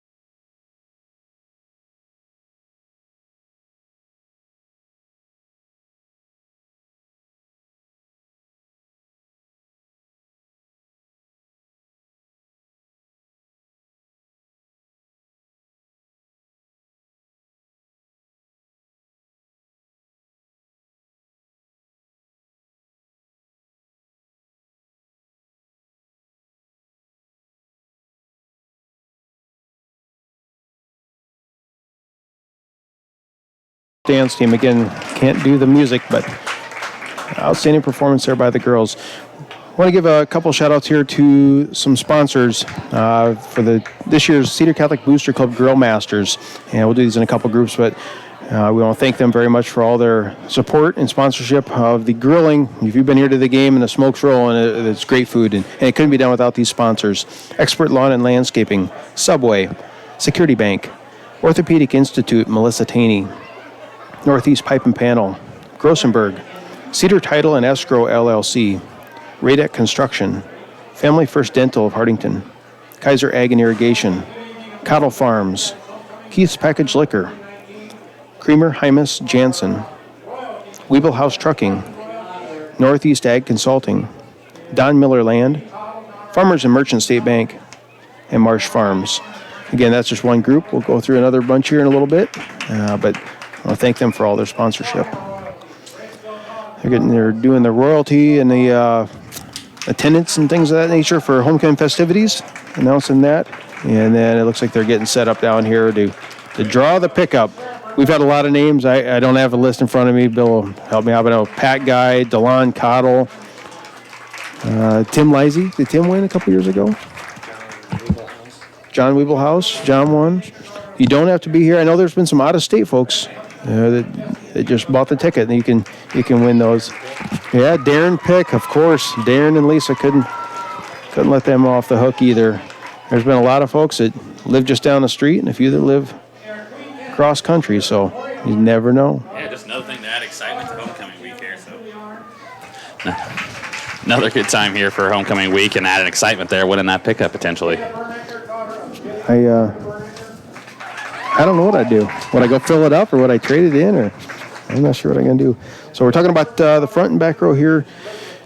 We'll get everybody called out for the attendance. And I'm not going in the same order that he's announcing here, but Bill's helped me out here a lot. But freshman attendance is going to be Lainey Cottle and Ian Baller. Sophomore, Grace Biltoff, Jeremiah Pollock. And the junior is going to be Dagan Jokimson and Sarah Burback. And the King and Queen candidates, Cole Becker, Tori Arns, Eric Hazing, Jada Bernicker, Chase Lammers, and Aiden Wortman. So I was a little bit off there. Chuck was going one direction, I was going the other, but You got them all announced nonetheless. yeah, we got them called in. I know we didn't bring some of the football players. They were busy over there getting their instruction, but Yeah, it's going to be pretty positive over there at halftime at this moment.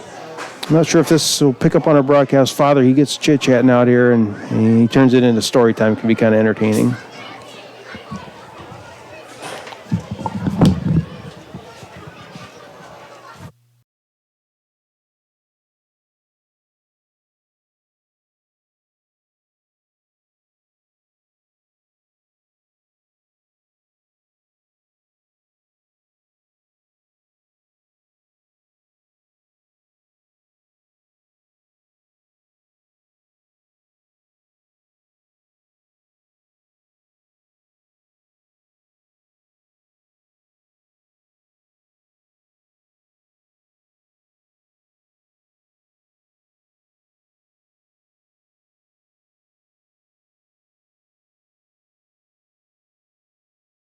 Raised for Cedar Catholic Schools.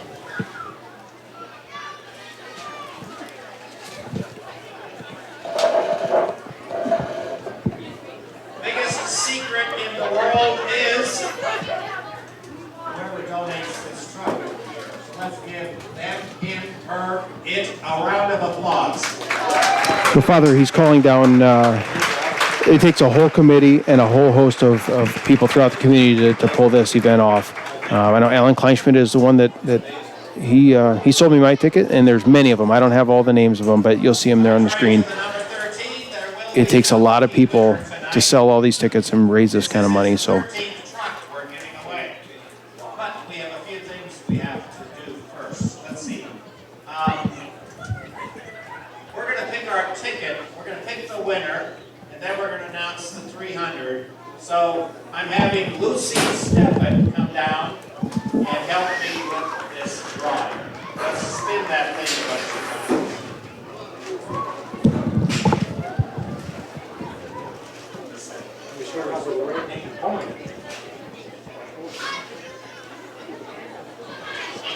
Rigged.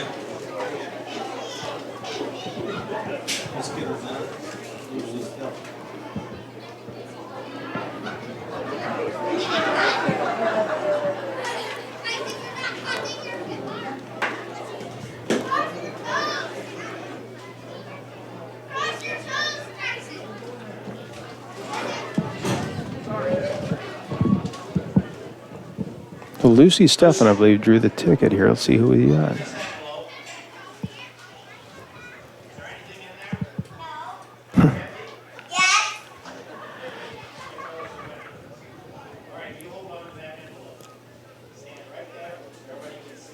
Where's the 300 list? All right, this year also we kind of broke a record for, I don't know, how long has it been since we sold all the tickets? 300 tickets got sold for the 300 drawing.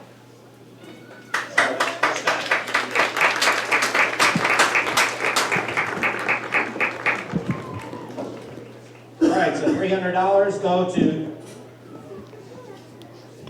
Dan and Lisa Sudbeck, and Claire and Kathy Rupiper. Dan and Lisa Sudbeck, Claire and Kathy Rupiper. Those are the September winners. A hint. Oh, forget the joke. Father Kiter got a call from the IRS the other day. Are you Father Kiter? He said yes. This is the IRS. Can we visit with you for a moment? I said, sure. And they said, do you have a Lyle Lammers in your parish? And Father Kiter said, yes. Did he donate $10,000 last year? Father Kiter is very quiet. He said to the IRS agent, he will.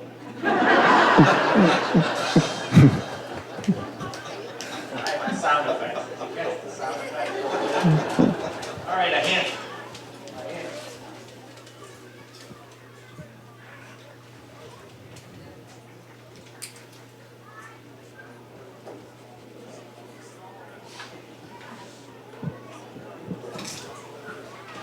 For any of you that know, Father likes to draw this out.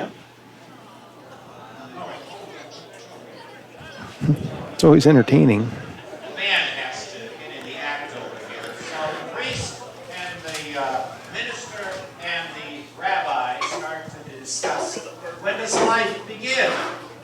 The priest says it begins at conception. Protestant minister says, no, 24 weeks gestation. The rabbi said, you're both wrong. It begins when the kids have moved out and the dog has died. Another hint.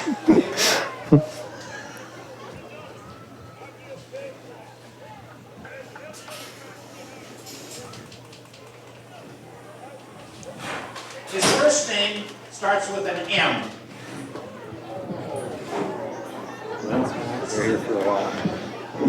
All right, Bill, let's go grab a bag of popcorn. We're done. First name starts with the letter M. Before I call it, I have one more joke.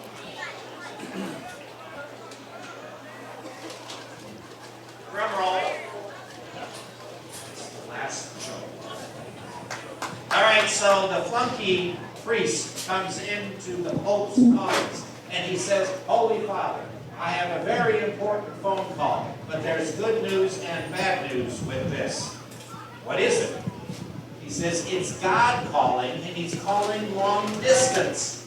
The Pope says, well, that's wonderful. The priest has said, he's calling from Salt Lake City.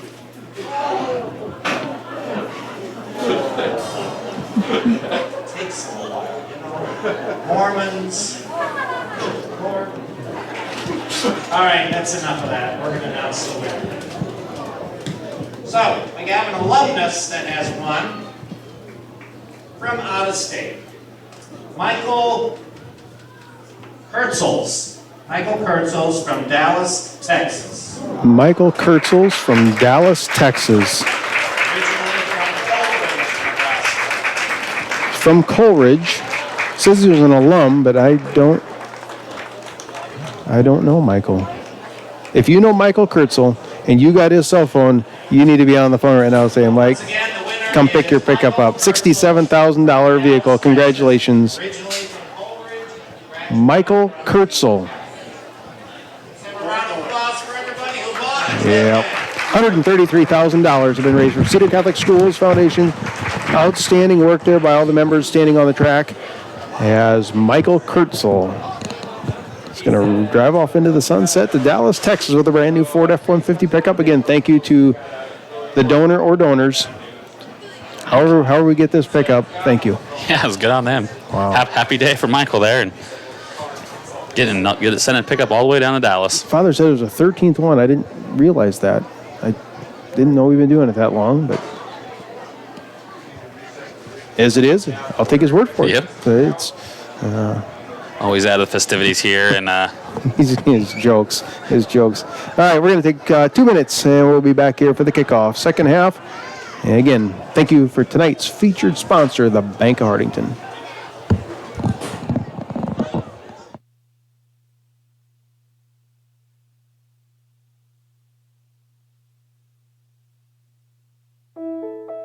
Hi, I'm Marie Haar, Vice President and Ag Lender at Bank of Hardington, and a Northeast Nebraska dairy and beef producer.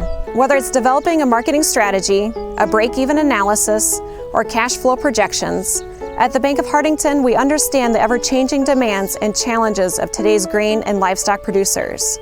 We understand these challenges because we are farmers, and we're living it too.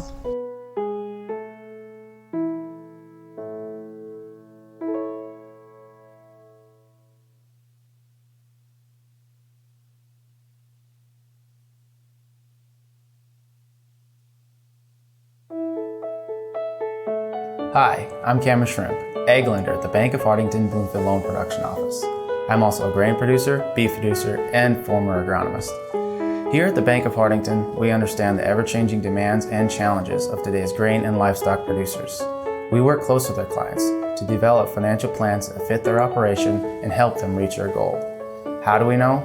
Because our ag lenders have true ag experience.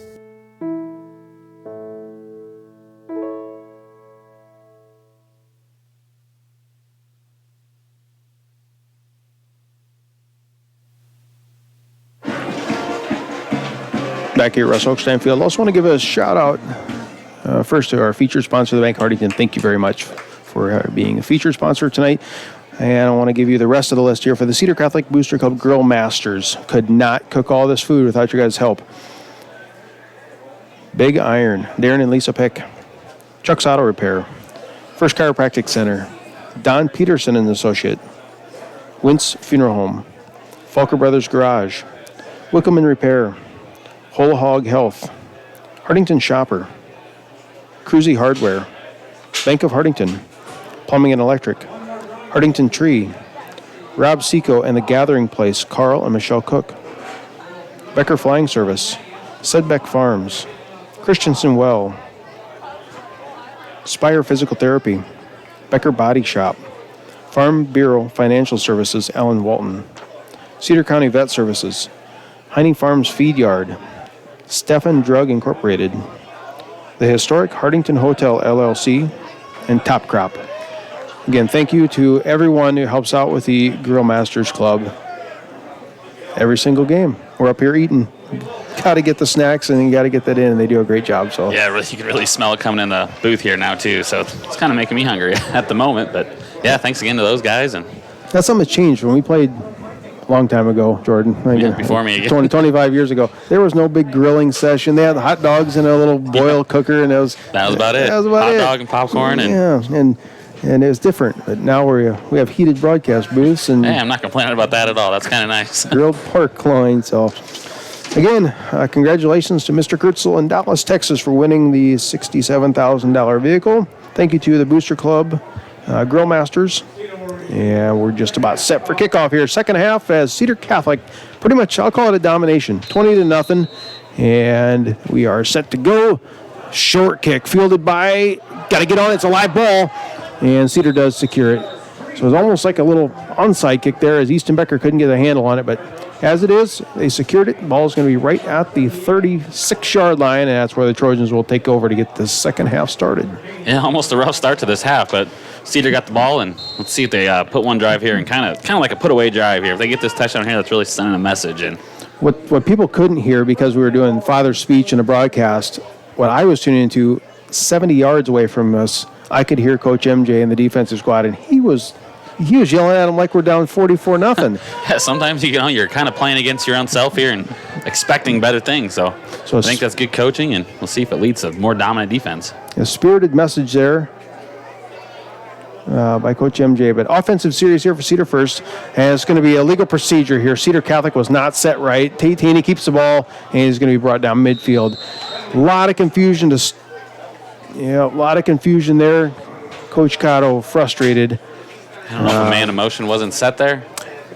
Receiver just did not know where he was supposed to be. You could see there was just a lot of confusion on the near side of the field. He can't be moving around like that. So as it is, that will back up a good play. A gain of 15 negated. Yeah, tough way to start out a half on your first play call there to have that confusion. Usually that's talked about and known, but we'll see if they can right that ship here.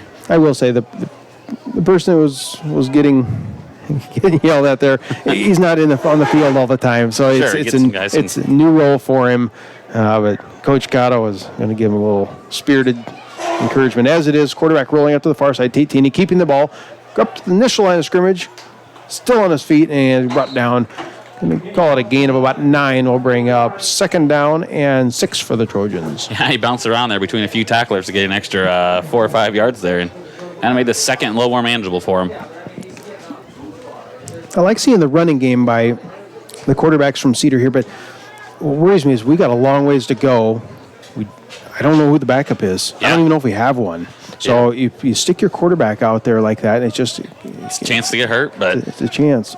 It's kind of hard to take that away from him when he's been so effective at it this game. And when you got the hot hand, you just want to keep feeding him. Another hot hand, Easton Becker making it across the midfield before he's shoved out of bounds. A gain of about 10, and that will move the chains. Easton Becker, very impressive, as the crowd says, that's another Trojan first down. Yeah, the edges have just belonged to Cedar all night. They've been able to get where they want to. As long as they try to get outside those tackles, it's been effective. Defensive ends are getting hooked and pinned in, and once the pulling guards can get around the corner and the running back gets the outside, it's 10, 12 yards every single play. Yeah, just easy yards there for the running backs. One running back on the hip of Taney. Quarterback keeper to the far side. Option play, not a good pitch. A fumble is a live ball, and I think Ponca got it. Yeah, it looks like a pitch there behind him, and that pitch is a live ball, and now we got a little momentum turn here potentially. So you want to have like 3 and 5 yard spacing from the quarterback to the pitch man. The spacing wasn't good. Yep. And just as we talked about the Cedar getting that edge there, that Ponca defender, defensive end, really kind of forced the issue and made Tate pitch the ball in a kind of uncomfortable spot. And as you see the result, Ponca ball. So a fumble, penalty, a couple plays that were called back for Cedar Catholic. A little bit of sputtering getting started here. Man in motion here. Now fumbled at the snap, and Ponca did get on it. Rex Becker was right there. Almost a terrible miscue to give the ball right back as it is 2nd down and 12. Yeah, it's not the first time we've seen the snap issues there from the Ponca side. I don't know if the going under center here may be a little different. You've seen them spread it out early, and this might be causing a few more issues than they anticipated. The injury for a Ponca player there. I want to give one more shout out again. Tomorrow night, kickoff for the Huskers down there in Lincoln. AmVets are having their annual fish fry. Benefit the AmVets down there. Fish, chicken strips, several things. Starts at 4:30, so feel free to stop in and help out your local VFW. Did you happen to see that new $155 million practice facility that's coming up? You took it. You took I had my bull. I was ready to talk. Yes, $155 million. The Big Red's going to put a new facility down there. And for me, how I got wind of this, obviously my daughter goes to Nebraska at Omaha. She's wanting facility there. But the best part of it, yes, the football is going to be the biggest gainer out of this, but it's also swimming and golf. Yep. Those are the 3 big ones that are really gain out of that. And the first thing she was talking is, man, what's the golf going to gain? Yeah, from what I heard, golf's getting hitting rooms and a short course, and it's something that they pretty badly need, you know, if they're going to compete here in golf. And, I've seen their facilities. We've been down there. Yep. They're solid, but they're not top in the country. Sure, yeah. So we even, even through our recruiting process, when I with my daughter, we saw some good ones, and theirs was good, but there's other ones that are better. So that money is well needed. Second down and 12 here as a flag comes in, and theirs looks like about 4 people lined up on the wrong side of the ball here. As wait for it, it's an illegal procedure. Back them up here a little bit, help that Trojan defense out yet again. So that will back them up even more. But yes, $155 million. Again, athletic director Bill Moose, like, it's just a proposal. Yep. You don't get to know how much it costs and have plans. You might as well put this thing in concrete. It's going in. Yeah, when they interviewed him, they asked him, because this last season he was on a facilities tour, seen Clemson, seen Alabama, seen the Cowboys, and he was asked how it's going to compare, and he said better. You got to compete with them. Yep, you got to get ahead for a little bit here. And kids want the best. Quick pitch to the near side. Good penetration to the backfield by Becker. He didn't get the tackle, but disturbed it. And now still on his feet. Nobody's wrapping him up. First down as Becker had him square in his sights 5 yards deep, and he broke, I don't know what he's... broke a few tackles there. It looked like the Trojan defense was all in the right spots and just couldn't get their arms wrapped around the kid. Ponca's got some spirited move here. It's their first down at about the 35. So, yes, I did. I saw that, and so the first thing I thought of was, man, some of those facilities in Lincoln are getting an upgrade, and at our expense, because we pay those prices to go see Big Red play. Oh, yeah. And they Big Red's one of the few programs across the country that actually makes money in the sports program, and they're putting it to good use now. Big play there by Becker and Haar, stopping him right at the line of scrimmage. Will bring up second down. We're not quite ready to make a Husker prediction, but it's nice they're talking about all this, $155 million expansion. You got Gabrielle Union coming back. She's going to be the guest picker tomorrow. Yeah, She's I think from that's Omaha. a great choice. She's a big Husker fan, so that'll be fun. Dwayne Wade's wife, originally from Omaha. And, of course, Herb Street and Corso and the gang, they're going to be down in Lincoln. You'll see that all over the TV tomorrow, nonstop. Second down and 10 for Ponca. Quick pitch, and the guard jumped. So that will back him up a little bit. But the last time, I don't know if there's a big age gap between you. The last time they were down there for USC, yeah, Bill Callahan era. Yep. Okay, now back up again. Then the pre-time before. Washington, I believe. And the deal there is Corso picked the other team, and they said, you know what, I think you're wrong. And he goes, if I'm wrong, I'll go to one of the sports bars and ride the mechanical bull. Just reading that story today, and that is wild. Yeah, he rode the bull. Quarterback looking to pass. Kneifel. Rex Becker's got him in the backfield. Throws him down twice, and he's going to be a big sack. There's the bones. Rex Becker throwing him back. A loss of 16 on the play. Yeah, they've had not much of an answer for him tonight. He's been able to get in the backfield and cause havoc every time they drop back to pass. And he looked like he was doing a hammer throw there, swinging him around. Every time he did, it was about 3-4 more yards going backwards. Yeah, kind of looked like Ndamukong Suh against Texas back in 2009. They're throwing Colt McCoy around. So a favorable spot. A flag I did not see is in the secondary, and they marked him down at the midfield where the first spin around took place. But there's a penalty at the 28, which is defensive holding. So that will be an automatic first down. Yeah, that's tough. That's tough. Big play by the defense there, all for nothing. And first down, and Ponca's got in scoring position here. So it's on our corner in the secondary. He was called out on. Yeah, the referee's yelling out the name. I don't need to repeat it. Doesn't matter. But as it is, the secondary is going to get a penalty there. And with the defensive holding, it should be automatic first down, I believe. Still showing 2nd and 5. I thought it was automatic, but as it is 2nd and 5, 8:29 to go here, just halfway through the third quarter. Straightforward running, good blocking. Ponca is definitely on the march here. Nathan Potts saved a touchdown there, and that'll move the chains. We're kind of talking this through like we're in control. And Ponca has other ideas here. They're getting some plays that they weren't making in the first half and creating some gaps. And as you can see, they're down the 15-yard line now. Well, that's about a 45-yard difference where we thought Rex had him back here on the other side of the 50, and now they're in the red zone. Yeah, 1st and 10 with a chance to get a touchdown here. Then if they get a touchdown, who knows what can happen. Kneifel under center, man in motion to the far side. Quick pitch, scrambling in the backfield. Good pursuit there. Again, another one. There's going to be a holding call coming back, and Cedar stopped him there. It was first down run, but it will be a hold as That's a tough hold there on Ponca. Looked like he was going to have that edge there anyway, but Yeah, Connor Vlock had him there, and he just got hooked around him, so that was going to back up 10 yards, and now they'll be looking at first and long. been a lot of laundry on the field here this game. Probably one of the more penalized games we've seen here at home. You know, I'll call it sloppy play, but when you're 0-4, Yeah. You're 0-4 kind of for a reason, and it seems like it kind of goes along. You make miscues against yourself, and it costs you Kind of games. beat yourself, yep. So I think that's kind of what we're seeing here. You don't see stuff like this with a Norfolk Catholic or a school like that. You don't see these kind of miscues. Yeah, they're really kind of shooting themselves in the foot here whenever they get good position. Quarterback rolling to the near side, looking to pass. He's got a receiver. Good catch there at the 25, 20. He's going to walk into the end zone. Flag comes in late. We'll see what the call is here. There is a flag at the 17-yard line. Potential block in the back maybe, but could I be. don't know about that. The Boo Birds are out here on the left side of me, so I think this is going against Ponca. Yeah, I think that was definitely a block in the back there by that Ponca receiver, and that's going to negate a big touchdown here. The official, the referee, there's an illegal block in the back against Ponca. Yeah, Ponca didn't like that call, but I think it was a good call. As it just... I think got him in the back and ended up pushing him right into another one of his own guys, and that's kind of what sprung the big touchdown there. So, yeah, that was a big call. Now what, we got first and long here?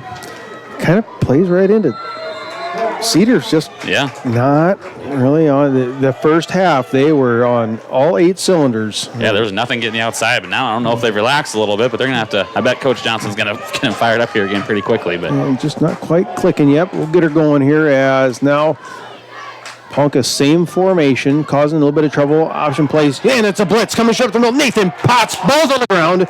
Fumble on the play as Potts and Haar got there first along with Easton Becker, and I don't know who's on it. And that's the way to get the aggression back up is dial up a blitz, and that gets people ready to play. And it's going to be saved there. Ponca will retain possession, second and long. I agree. A little bit on their heels. First thing to do, send them all. Send them all, and good results happen there. So let's see if they can keep that fire and stop them from getting any points, which they've had pretty good luck here once they get down. Ponca's been kind of making a lot of mistakes and pushing themselves back to where they were about 3 minutes ago. I don't have official numbers, but I've got to say Ponca's close to 100 yards in penalties. Anytime you translate that to a touchdown, it's just that's kind of what it feels like. 4 wide receivers. This spread formation has not worked. There's a low snap and a flag comes in. I think this flag is going to save him. It is an illegal procedure, and that saved Ponca right there. Yeah, I bet that Trojan defense was going to be charging for that ball. And yep, Cedar Catholic was coming straight up the middle. That was Carter Arns, a sophomore. And I think we've seen it about 5 times. It's low snap. The center to quarterback exchange on that shotgun is not clean. And again, another penalty on Ponca here. Again, just driving themselves back even further. Now we got second and 25. If you watch the first game of the Huskers this year, Cam Jurgens, low, and there was a high one about 7 feet high. But then one straight left. It seems like he's got that figured out at least. Spread, and there's another low one. Good catch there by Knife. He's airing out near field. Broken coverage, and he's going to be incomplete at the 10. Cedar Catholic had busted coverage, and nobody was on him. Yeah, wide open there. He just got to float that one up there, but just out of his receiver's range. And another big play not going to happen there for Ponca. Yeah, there was no one 10 yards from him there. Potts is playing up on him and just let him go like he was going to drop him off to the free safety, but there wasn't any. It was man coverage on the outside, and he was wide open. Third down and long coming up, and Ponca has had their opportunities. Yeah, definitely some coaching points here for MJ to be able to take back in practice, even if Cedar does end up winning this one big time. But there's always things to improve on here. 6:17 to go in the third quarter. 20-0 your score. Third down and long. Low snap again. Third one in a row. And now Kneifel's running for his life. Cross the line of scrimmage is going to be brought down.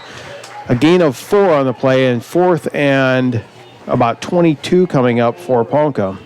Yeah, another low snap there by the center. And that maybe bought the quarterback a little extra time there from that blitz and D to almost make something out of that. But unfortunately, it's still fourth and forever here. So there eventually comes a point when you say, hey, center. Higher. Yeah, let's figure something out here. But even when the quarterback's under center, they've had some issues there. So this must have been a problem all season long for them. Ponca does not have the numbers that they've had in years past. They've got 25% less kids than we got out on the sideline. Spread formation, and he's airmailed that one over the top. Incomplete. Cedar's going to take over on downs as that one's incomplete. Yeah, it looked like a potential big drive there for Ponca, but yields nothing, and Trojan offense back on the field.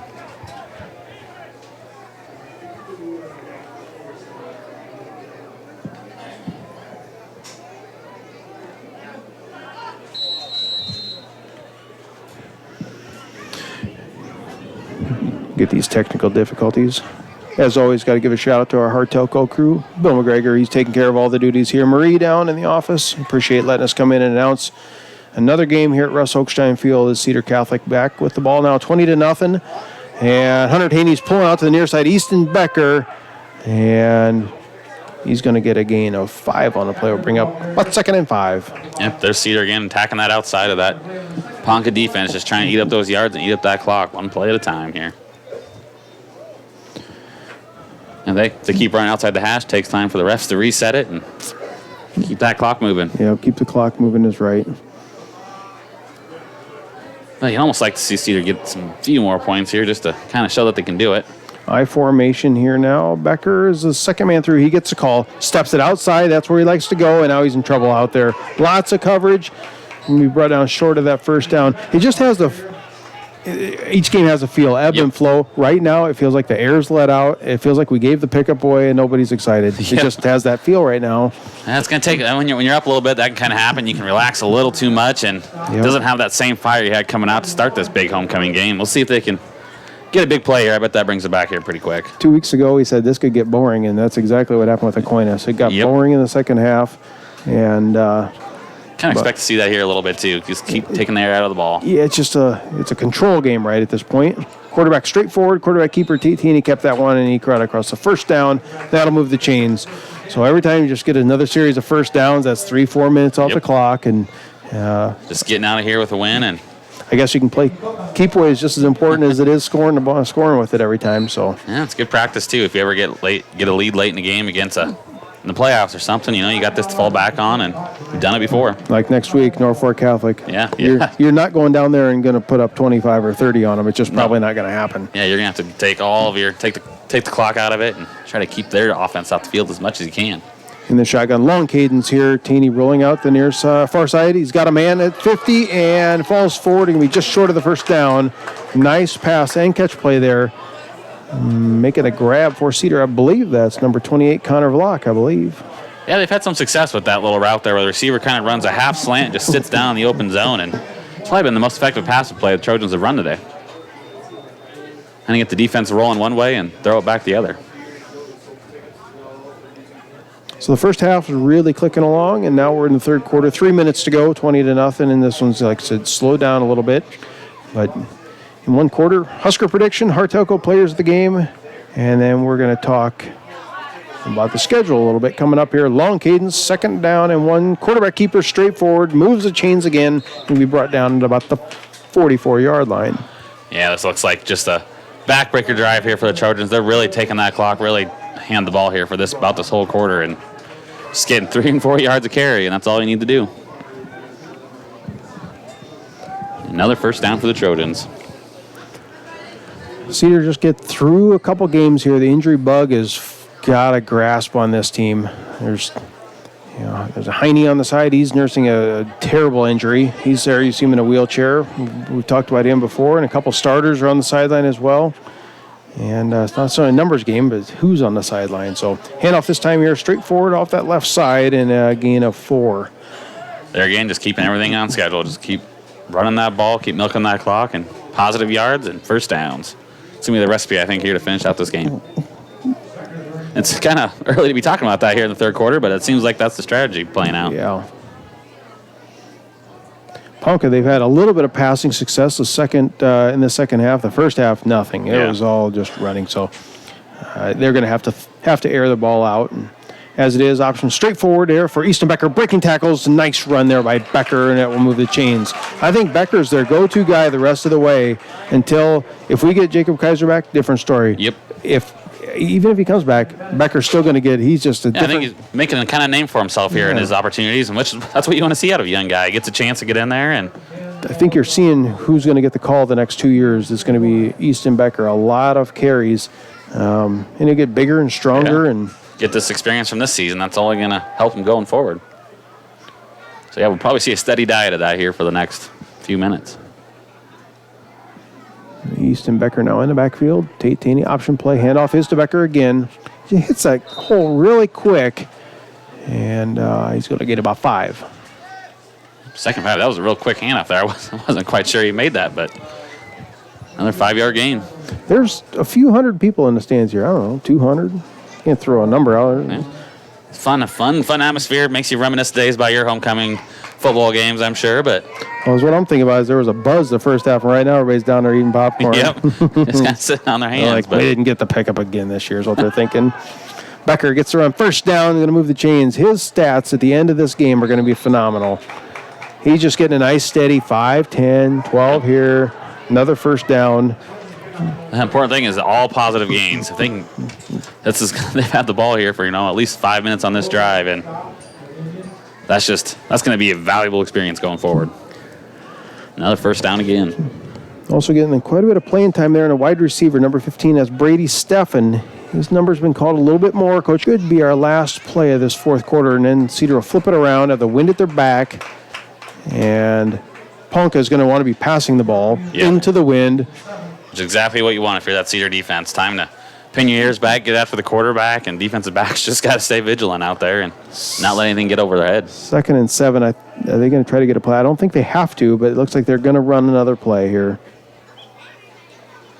Fullback, Eric Hazen gets a call. First down, still on his feet, marching, moving. Oh, he's close. Down about the 3-yard line there, it looks like. With 1/10 of a second on the clock. I don't see that very often.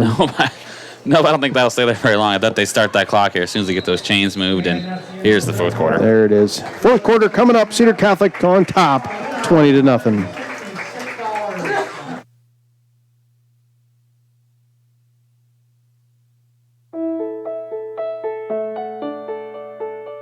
Hi, I'm Dana Adama, Manager and Ag Lender at the Bank of Hartington, NYBRA Loan Production Office. I'm also a Northeast Nebraska beef producer.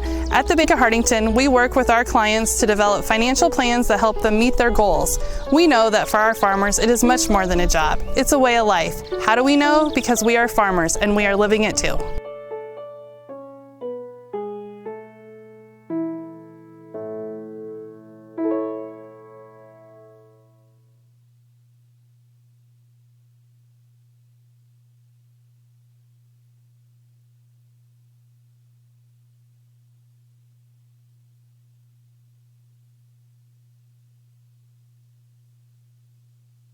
At Family First Dental, your family comes first. They are your source for complete dental care in Northeast Nebraska. Dr. Jay Bernecker and his team at the Hartington office are pleased to announce they offer digital impressions, which means no more goop, no gags, and no worries. They also offer Invisalign, a clear removal alternative to metal braces. At Family First Dental, you can get the smile you've always wanted. Give them a call today to schedule your next appointment. 402-254-3969. Again, want to give a shout out to the Bank of Hartington, Scott Shrimp, and all the gang down there for tonight's feature sponsorship as Cedar Catholic marches into the end zone. I believe that was hazing. Yeah, it looks like he barreled in there on a fullback dive and extended that lead just a little bit more.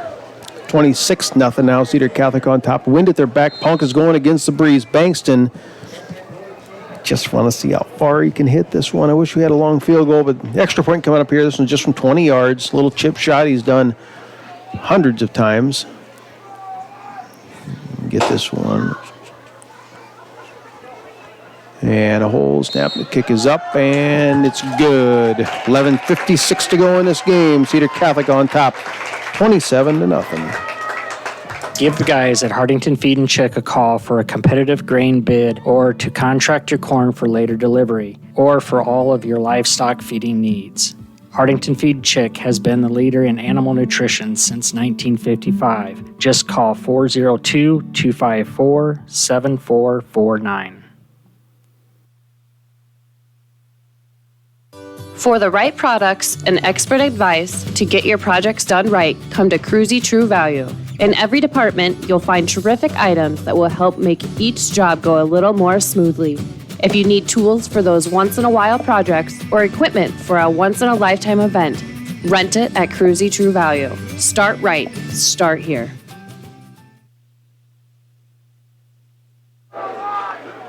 $27-0 as Hazing puts it in the end zone, followed up by another Bankston extra point. And Cedar Catholic has a grip on this game. Ponca 0-4 on a year. They're just young squad, and just their numbers are down this year. Usually they match about equal numbers, and this year they're down. And it's a whole host of things translating into an 0-4 for these kids. But as it is, short kickoff, fielded by the up back, and is going to be brought down right at the 38-yard line. That's where Ponca will take over. Heine Electric services and is a dealer for both Valley Irrigation and Sukup Grain Systems. In addition to the equipment lines, we drill wells, install pumps, perform crane work, and provide trucking and earth-moving services. Located in Hardington and Vermilion, South Dakota, give us a call today at 402-254-2568. Heine Electric brings us back here as fourth quarter underway now. Handoff, straightforward running puck. He's got a lot of green grass. Broken tackle into the secondary, across the 40, and is going to be brought down. 24-yard run there on first down for Ponca. They're not giving up. No, they're not. They're finally starting to have a little success, kind of running inside that tackle for a few yards, and we'll see if they can keep this up without, hurting themselves again with a penalty or another turnover. It seems like they can get some good things going and just have some unfortunate events that make them go backwards. Coach Cotto's still got the first-team defense in there, so this is not a secondary group that they're running against. Kneifel handoff again, turns back north-south. That's number 25 running the ball. That's Dalton Anderson, a sophomore. He's little, really small kid, but he got swallowed up there by the D-line. Couldn't even see him after he got close to the line of scrimmage there. It shows him at 145 pounds. I think it must be a heavy helmet, I think. Yeah, had his equipment on. Yeah. He's a little kid. But size isn't everything. It's heart. It's heart and hard work. Second down and 10 coming up here for Ponca. 11 minutes to go. Almost said 11 o'clock. 11 minutes to go as this game here is quick pitch to the far side now. It's going to be brought down. Gain of 1 running the ball this time. That's Paul Mason. And there's a little of that pursuit we were seeing in the first half in that Trojan defense, making sure if he's cutting that back up, we got 2 guys there to shut him down. Owen Hymas checking in, coming out for Cedar Catholic, Kirby Hochstein, as Coach MJ makes 1 substitution on the defensive, expecting another play here. Ponca, no hurry. I don't think they have the sequence down of a hurry-up offense. Sure. They're just not that advanced in it. So, yeah, they kind of run a combo 2 offenses. They'll spread them out wide in shotgun, and then most of the game, as we've seen, they've been kind of really bunching it up and trying to run a little power. But good pass. Excellent coverage there. Brady Steffen makes a tackle at the line of scrimmage, and I'll bring up 4th down and 9 as Steffen made an outstanding play there, catching the ball for Ponca, number 20, Paul Mason. Yeah, and that was a great wrap-up tackle there by Steffen on the outside and made this 4th and long again for Ponca. Down by 27. The punting duties for Ponca are finished for the night. They'll go for it every single time here. As now official signal timeout. Let's see what their call is here. Official timeout. Cedar Catholic going to talk it over. We'll be back in 1 minute here.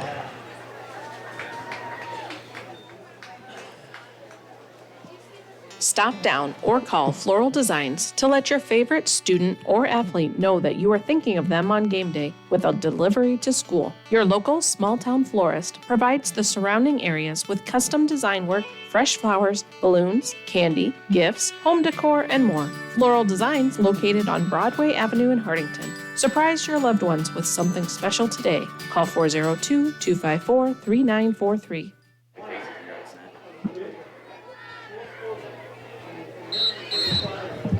9:51 to go in the contest after that defensive timeout. Coach MJ wanted to get the right sequence dialed up. Now it's 4th down and 9. Ball right at the 39-yard line of Cedar Catholic. Ponca's had flashes of, I'll call it good plays, and then they shoot himself in the foot. So see what they do here on 4th down. As Kneifel in the gun, rolling out to the far side. He got 2 wideouts, and this one's threw to the wrong receiver. He had a wide open receiver on the outside as it is.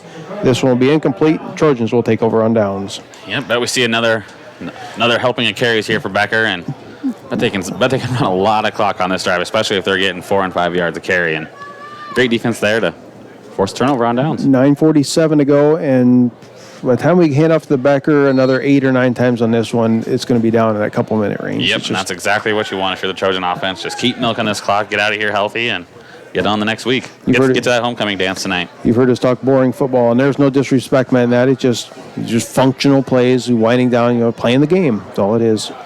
As it is, we've got a pass. Go figure. Nice pass and catch across midfield, first down yardage, and shoved out of bounds, making the catch for Cedar Catholic. That's Connor Vlock.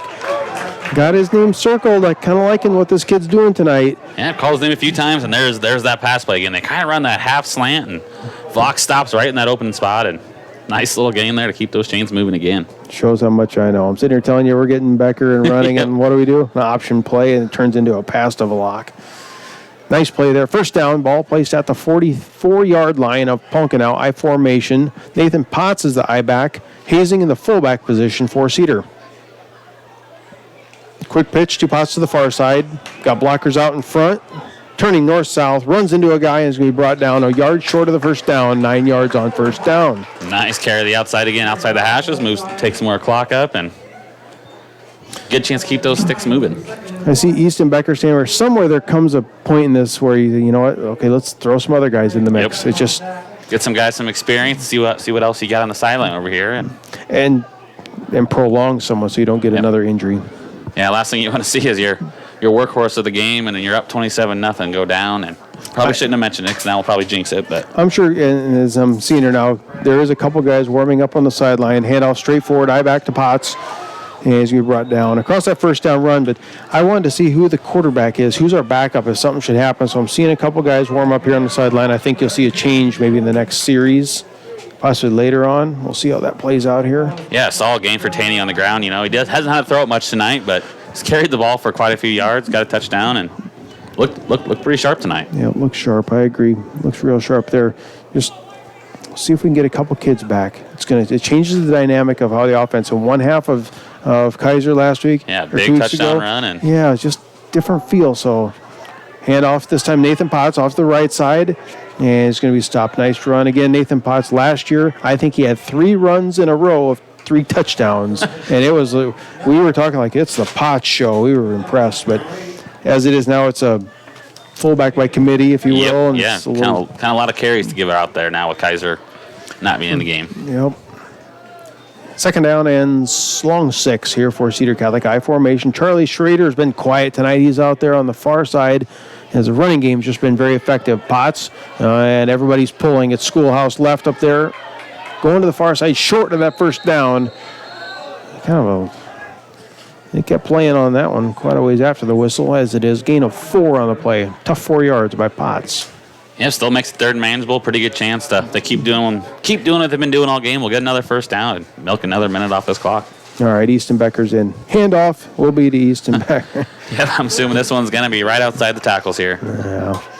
As it is, Becker, he's in the side slot. Nathan, you got Hazing. He's in the backfield. Yeah, this one's coming this way, actually. This time Potts gets the call again. Turns north-south. It's going to be stopped short.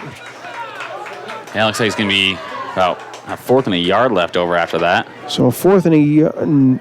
Wow. Maybe. Oh, they did get a good spot. That's a favorable spot. Take it when you can get it. I thought he was short too, but as it is, we got a first down march out of that one, and it moves the chains. Yeah. I was sitting there, I'm about ready to calculate a 32-yard field goal. I want to see. Yeah, I think we're just anxious to see that long field goal there, and not to be yet. I formation here. We have a new quarterback in for Cedar Catholic. That's freshman. I'll get to it in a second. Pitch play to Potts. He's tripped up in the backfield. Loss of 1. Taking over the signal calling duties for Cedar Catholic, freshman Carson Arns, 150-pounder. And anytime you get some experience for these young guys in a real game, real varsity for under the lights, that's just big time benefit for them in the future. And it's only going to help getting some of these young guys some reps early on. There's only so many of them that you get where they get to really contribute as freshmen. Yes. It's a very small percentage. So the rest of them, they kind of stand and ride the sideline until they really grow into that role. And to get some playing in there, I like seeing this. As Arns now got a different stance in there. Handoff straight forward running. I believe it's still Potts. He looks like he's left-handed, but I'm not sure just how he may just be how he lines up in under center, but I'm not sure if he's left or right-handed here. You probably won't find that out tonight. I'm expecting a lot of handoffs here, but still good experience to have playing with the number one offensive line probably for a little while right now, playing against number one defense and kind of calling some plays that you probably don't get to call a run a lot in JV games. Letting the clock roll down. Clock into 5:40. And, almost a broken play there in the backfield. It almost looked like the defensive end was going to take that ball. Yeah, it almost looked like he was going to get that handoff and run, but loss of a couple on the play. And now it's got the feel. You get some backup kids in there. Things don't click the same. The timing's off. And 4th down, Cedar is going to go for it. So we're not going to get a field goal here. But yeah, like you said, looks like there was just maybe miscommunication there on that play, and they had a defender running wide open right at the quarterback and running back there. Now you got 4th and about 6. See if they try to keep this one on the ground or. So a running back on each hip as he's in the shotgun now. And here we get to see a pass play. He is right-handed, rolling out to the near side. He's got a receiver, overthrew him at the 5. That was Carter Arns, I believe, at the 5, and as it is, Cedar Catholic will turn the ball over on downs. Yeah, it was a tough ball. It's tough to squeeze that one in between him and the sideline, but. And he stood on the sideline for 2.5 hours. Yeah, that's true. Coming on a little cold. But nonetheless, good drive there. Not points what you wanted to see, but still took off 3.5 minutes of the clock. And yep. All right, Huskers, let's talk. What's your prediction here? Well, I'm usually pretty optimistic. I don't think we're going to sneak this one out, but I really think it's going to be, as Corso would say tomorrow, closer than the experts think. I'm thinking 37-30, sorry, Bucks. Wow, 37-30, the Buckeyes in Lincoln. And how would I love to be wrong about that? Would I love to be wrong? As now Ponca running straight for a gain of 6 on the play. Look at him. I like this. Keep going. There's that looked like rugby football there. Is that what they call that, a scrum in rugby? It's a gain of, we'll give him that's a hard-earned 8 yards. I like it. So 37-30. That's an optimistic. It is. I can't help it. I've always been that way, but I just. So I'm going to pull the optimistic. 55-24. The Huskers are going to get blown out tomorrow. Oh no, that's not where I'm going with that. I hope that's not the case at all. Yeah. But we've been on the wrong side of those against Ohio State a few times. So handoff short, gain of 1. We'll bring up 3rd down. 55-24. That's my call. They were close last year in Columbus. Columbus, they only lost by 5, handful, whatever. It's just. Ohio State's looked tough. Justin Fields has been throwing the ball all over, and I think they scored 77 points last week, if I caught that score right. But there was a predecessor that stood in your shoes for several years, and he always told me, he goes, "You got no faith." No faith. I don't. I jump. I have.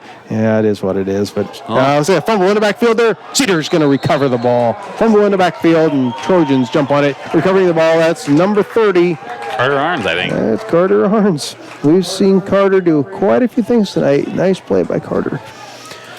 So they'll take over 1st down and 10. So there's your prediction. Either way, we're not thinking the Huskers are going to pull it out, but it's neat to get all the publicity down there in Lincoln. So it's going to be a wild weekend. They had a basketball exhibition tonight and introducing Fred Hoiberg to everybody, and I think they had Rick Ross. I don't know if a lot of the viewers are familiar with him. He's a rapper now, and putting on a free concert for everyone. And then top off, you got game day in Lincoln. They've been there for 12 years. For all you guys that are at home going, "Who's he talking about?" I'm with you. I hear you.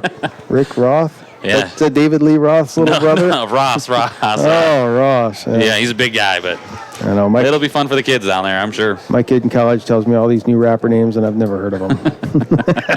It is what it is. Handoff, straightforward running here, Cedar Catholic. Nathan Potts, he's racked up at least 10 carries now for probably around 60 to 70 yards. Looking good as he's moving up 5 yards on that one. He'll bring up 2nd down.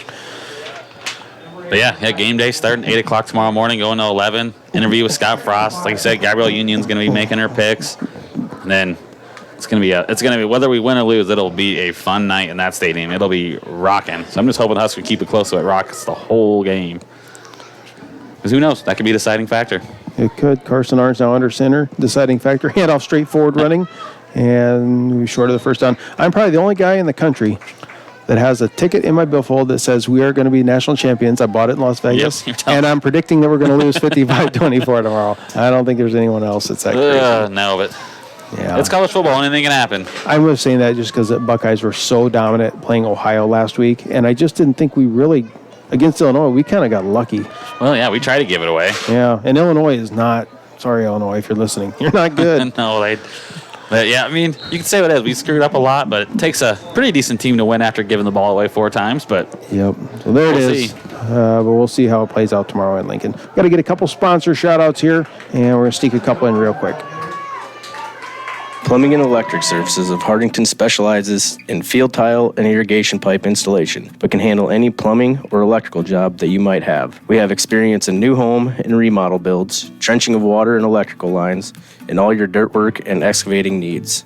Call Plumbing and Electric Service today at 402-254-6895.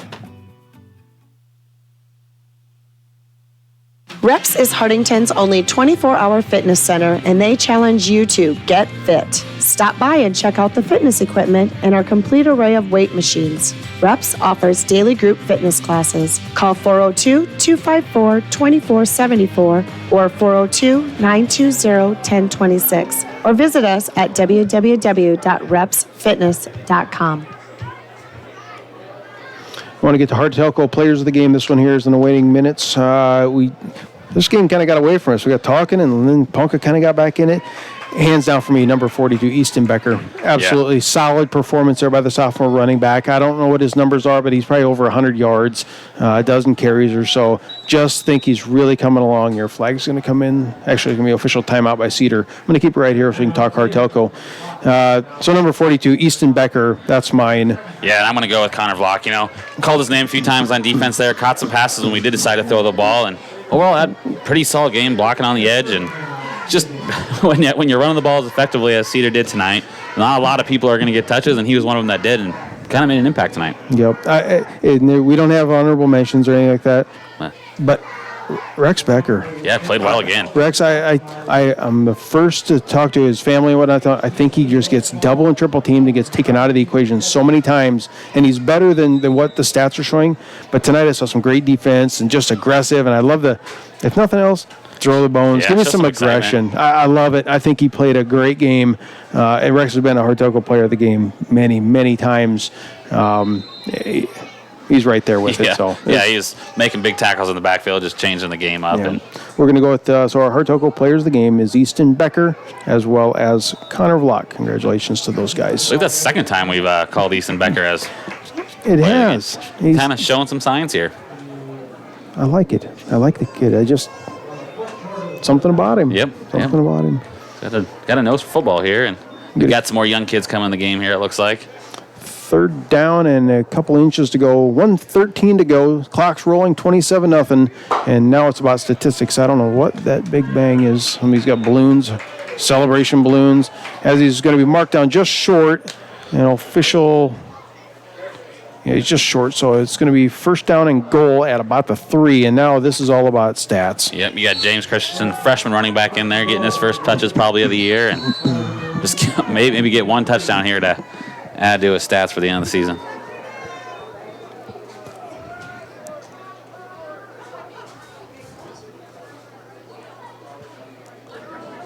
And there it is. Did he get in? Yes, he did. Touchdown, Cedar Catholic. I didn't get a name on that one. That's James Christensen, that freshman there, yep. Yeah, James Christensen. Outstanding. Outstanding. I like getting them young kids in there.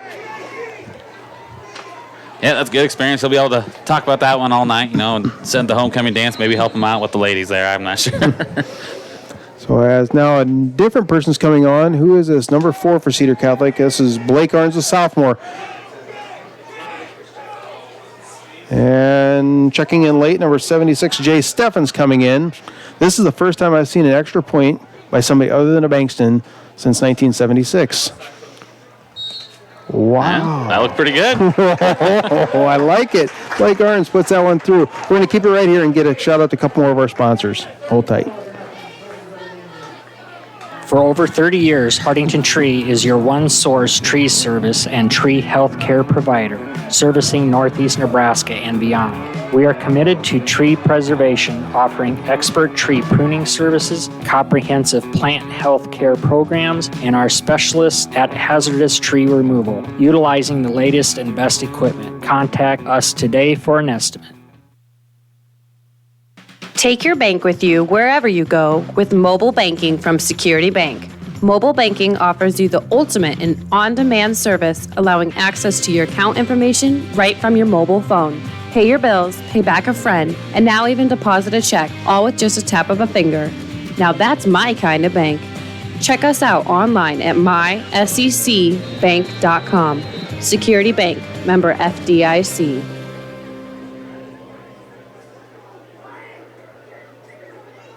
Cedar Catholic extends lead 34-0, 48 seconds to go. As this one's set kickoff, fielded at the 15, and Ponca is going to scramble up that far sideline, still on her feet, and be brought down at about the 30-yard line. When it comes to all of your tax planning, tax preparation, bookkeeping, and payroll needs, Milbrass Seiler Bookkeeping and Tax Service has been the place to go. They've been providing high-quality, professional tax and bookkeeping services to the surrounding area for over 30 years. In addition to these services, Milbrass Seiler also offers an array of financial services. Stop in today at 106 West Main in Hardington to see what Milbrass Seiler has to offer. Again, thank you to all of our sponsors. Difficult to try to get everybody in as much as we can on this homecoming night. As a quick pitch to the far side, stop short. There's a lot of festivities going on, so we always like to get once for sure and twice on to recognize the business for supporting this. Homecoming is just a tricky one. A lot going on here. That combined with running football, there's not a lot of time to get those ads in there. It's just Clock's tough. just running. You and I talk too much. That's true. 18 seconds. I think we're done here. Let's see if they're going to run one more for good measure and fun. 18, 12 seconds, 11, 34-0. Now it's about, we're going to hold them to a shutout. Handoff coming this way. Should be it. If there's no penalty flag, 4 seconds, and that is 2-1's going to do it. Cedar Catholic is going to get the win here. 34-0 over Ponca. Outstanding play there on both sides of the ball. We'll be back in 1 minute here, and we will go over the totals of the game. 1 minute, we'll be right back.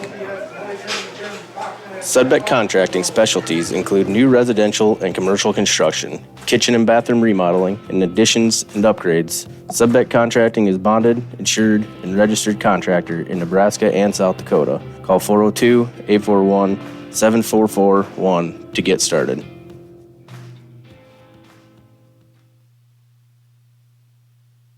The cold and flu season is just around the corner. Stephen Drug has all your over-the-counter cold and flu remedies in stock, and they also fill your prescriptions in a convenient, friendly fashion. Stop by Stephen Drug, your full-service pharmacy at 214 North Broadway in Hardington.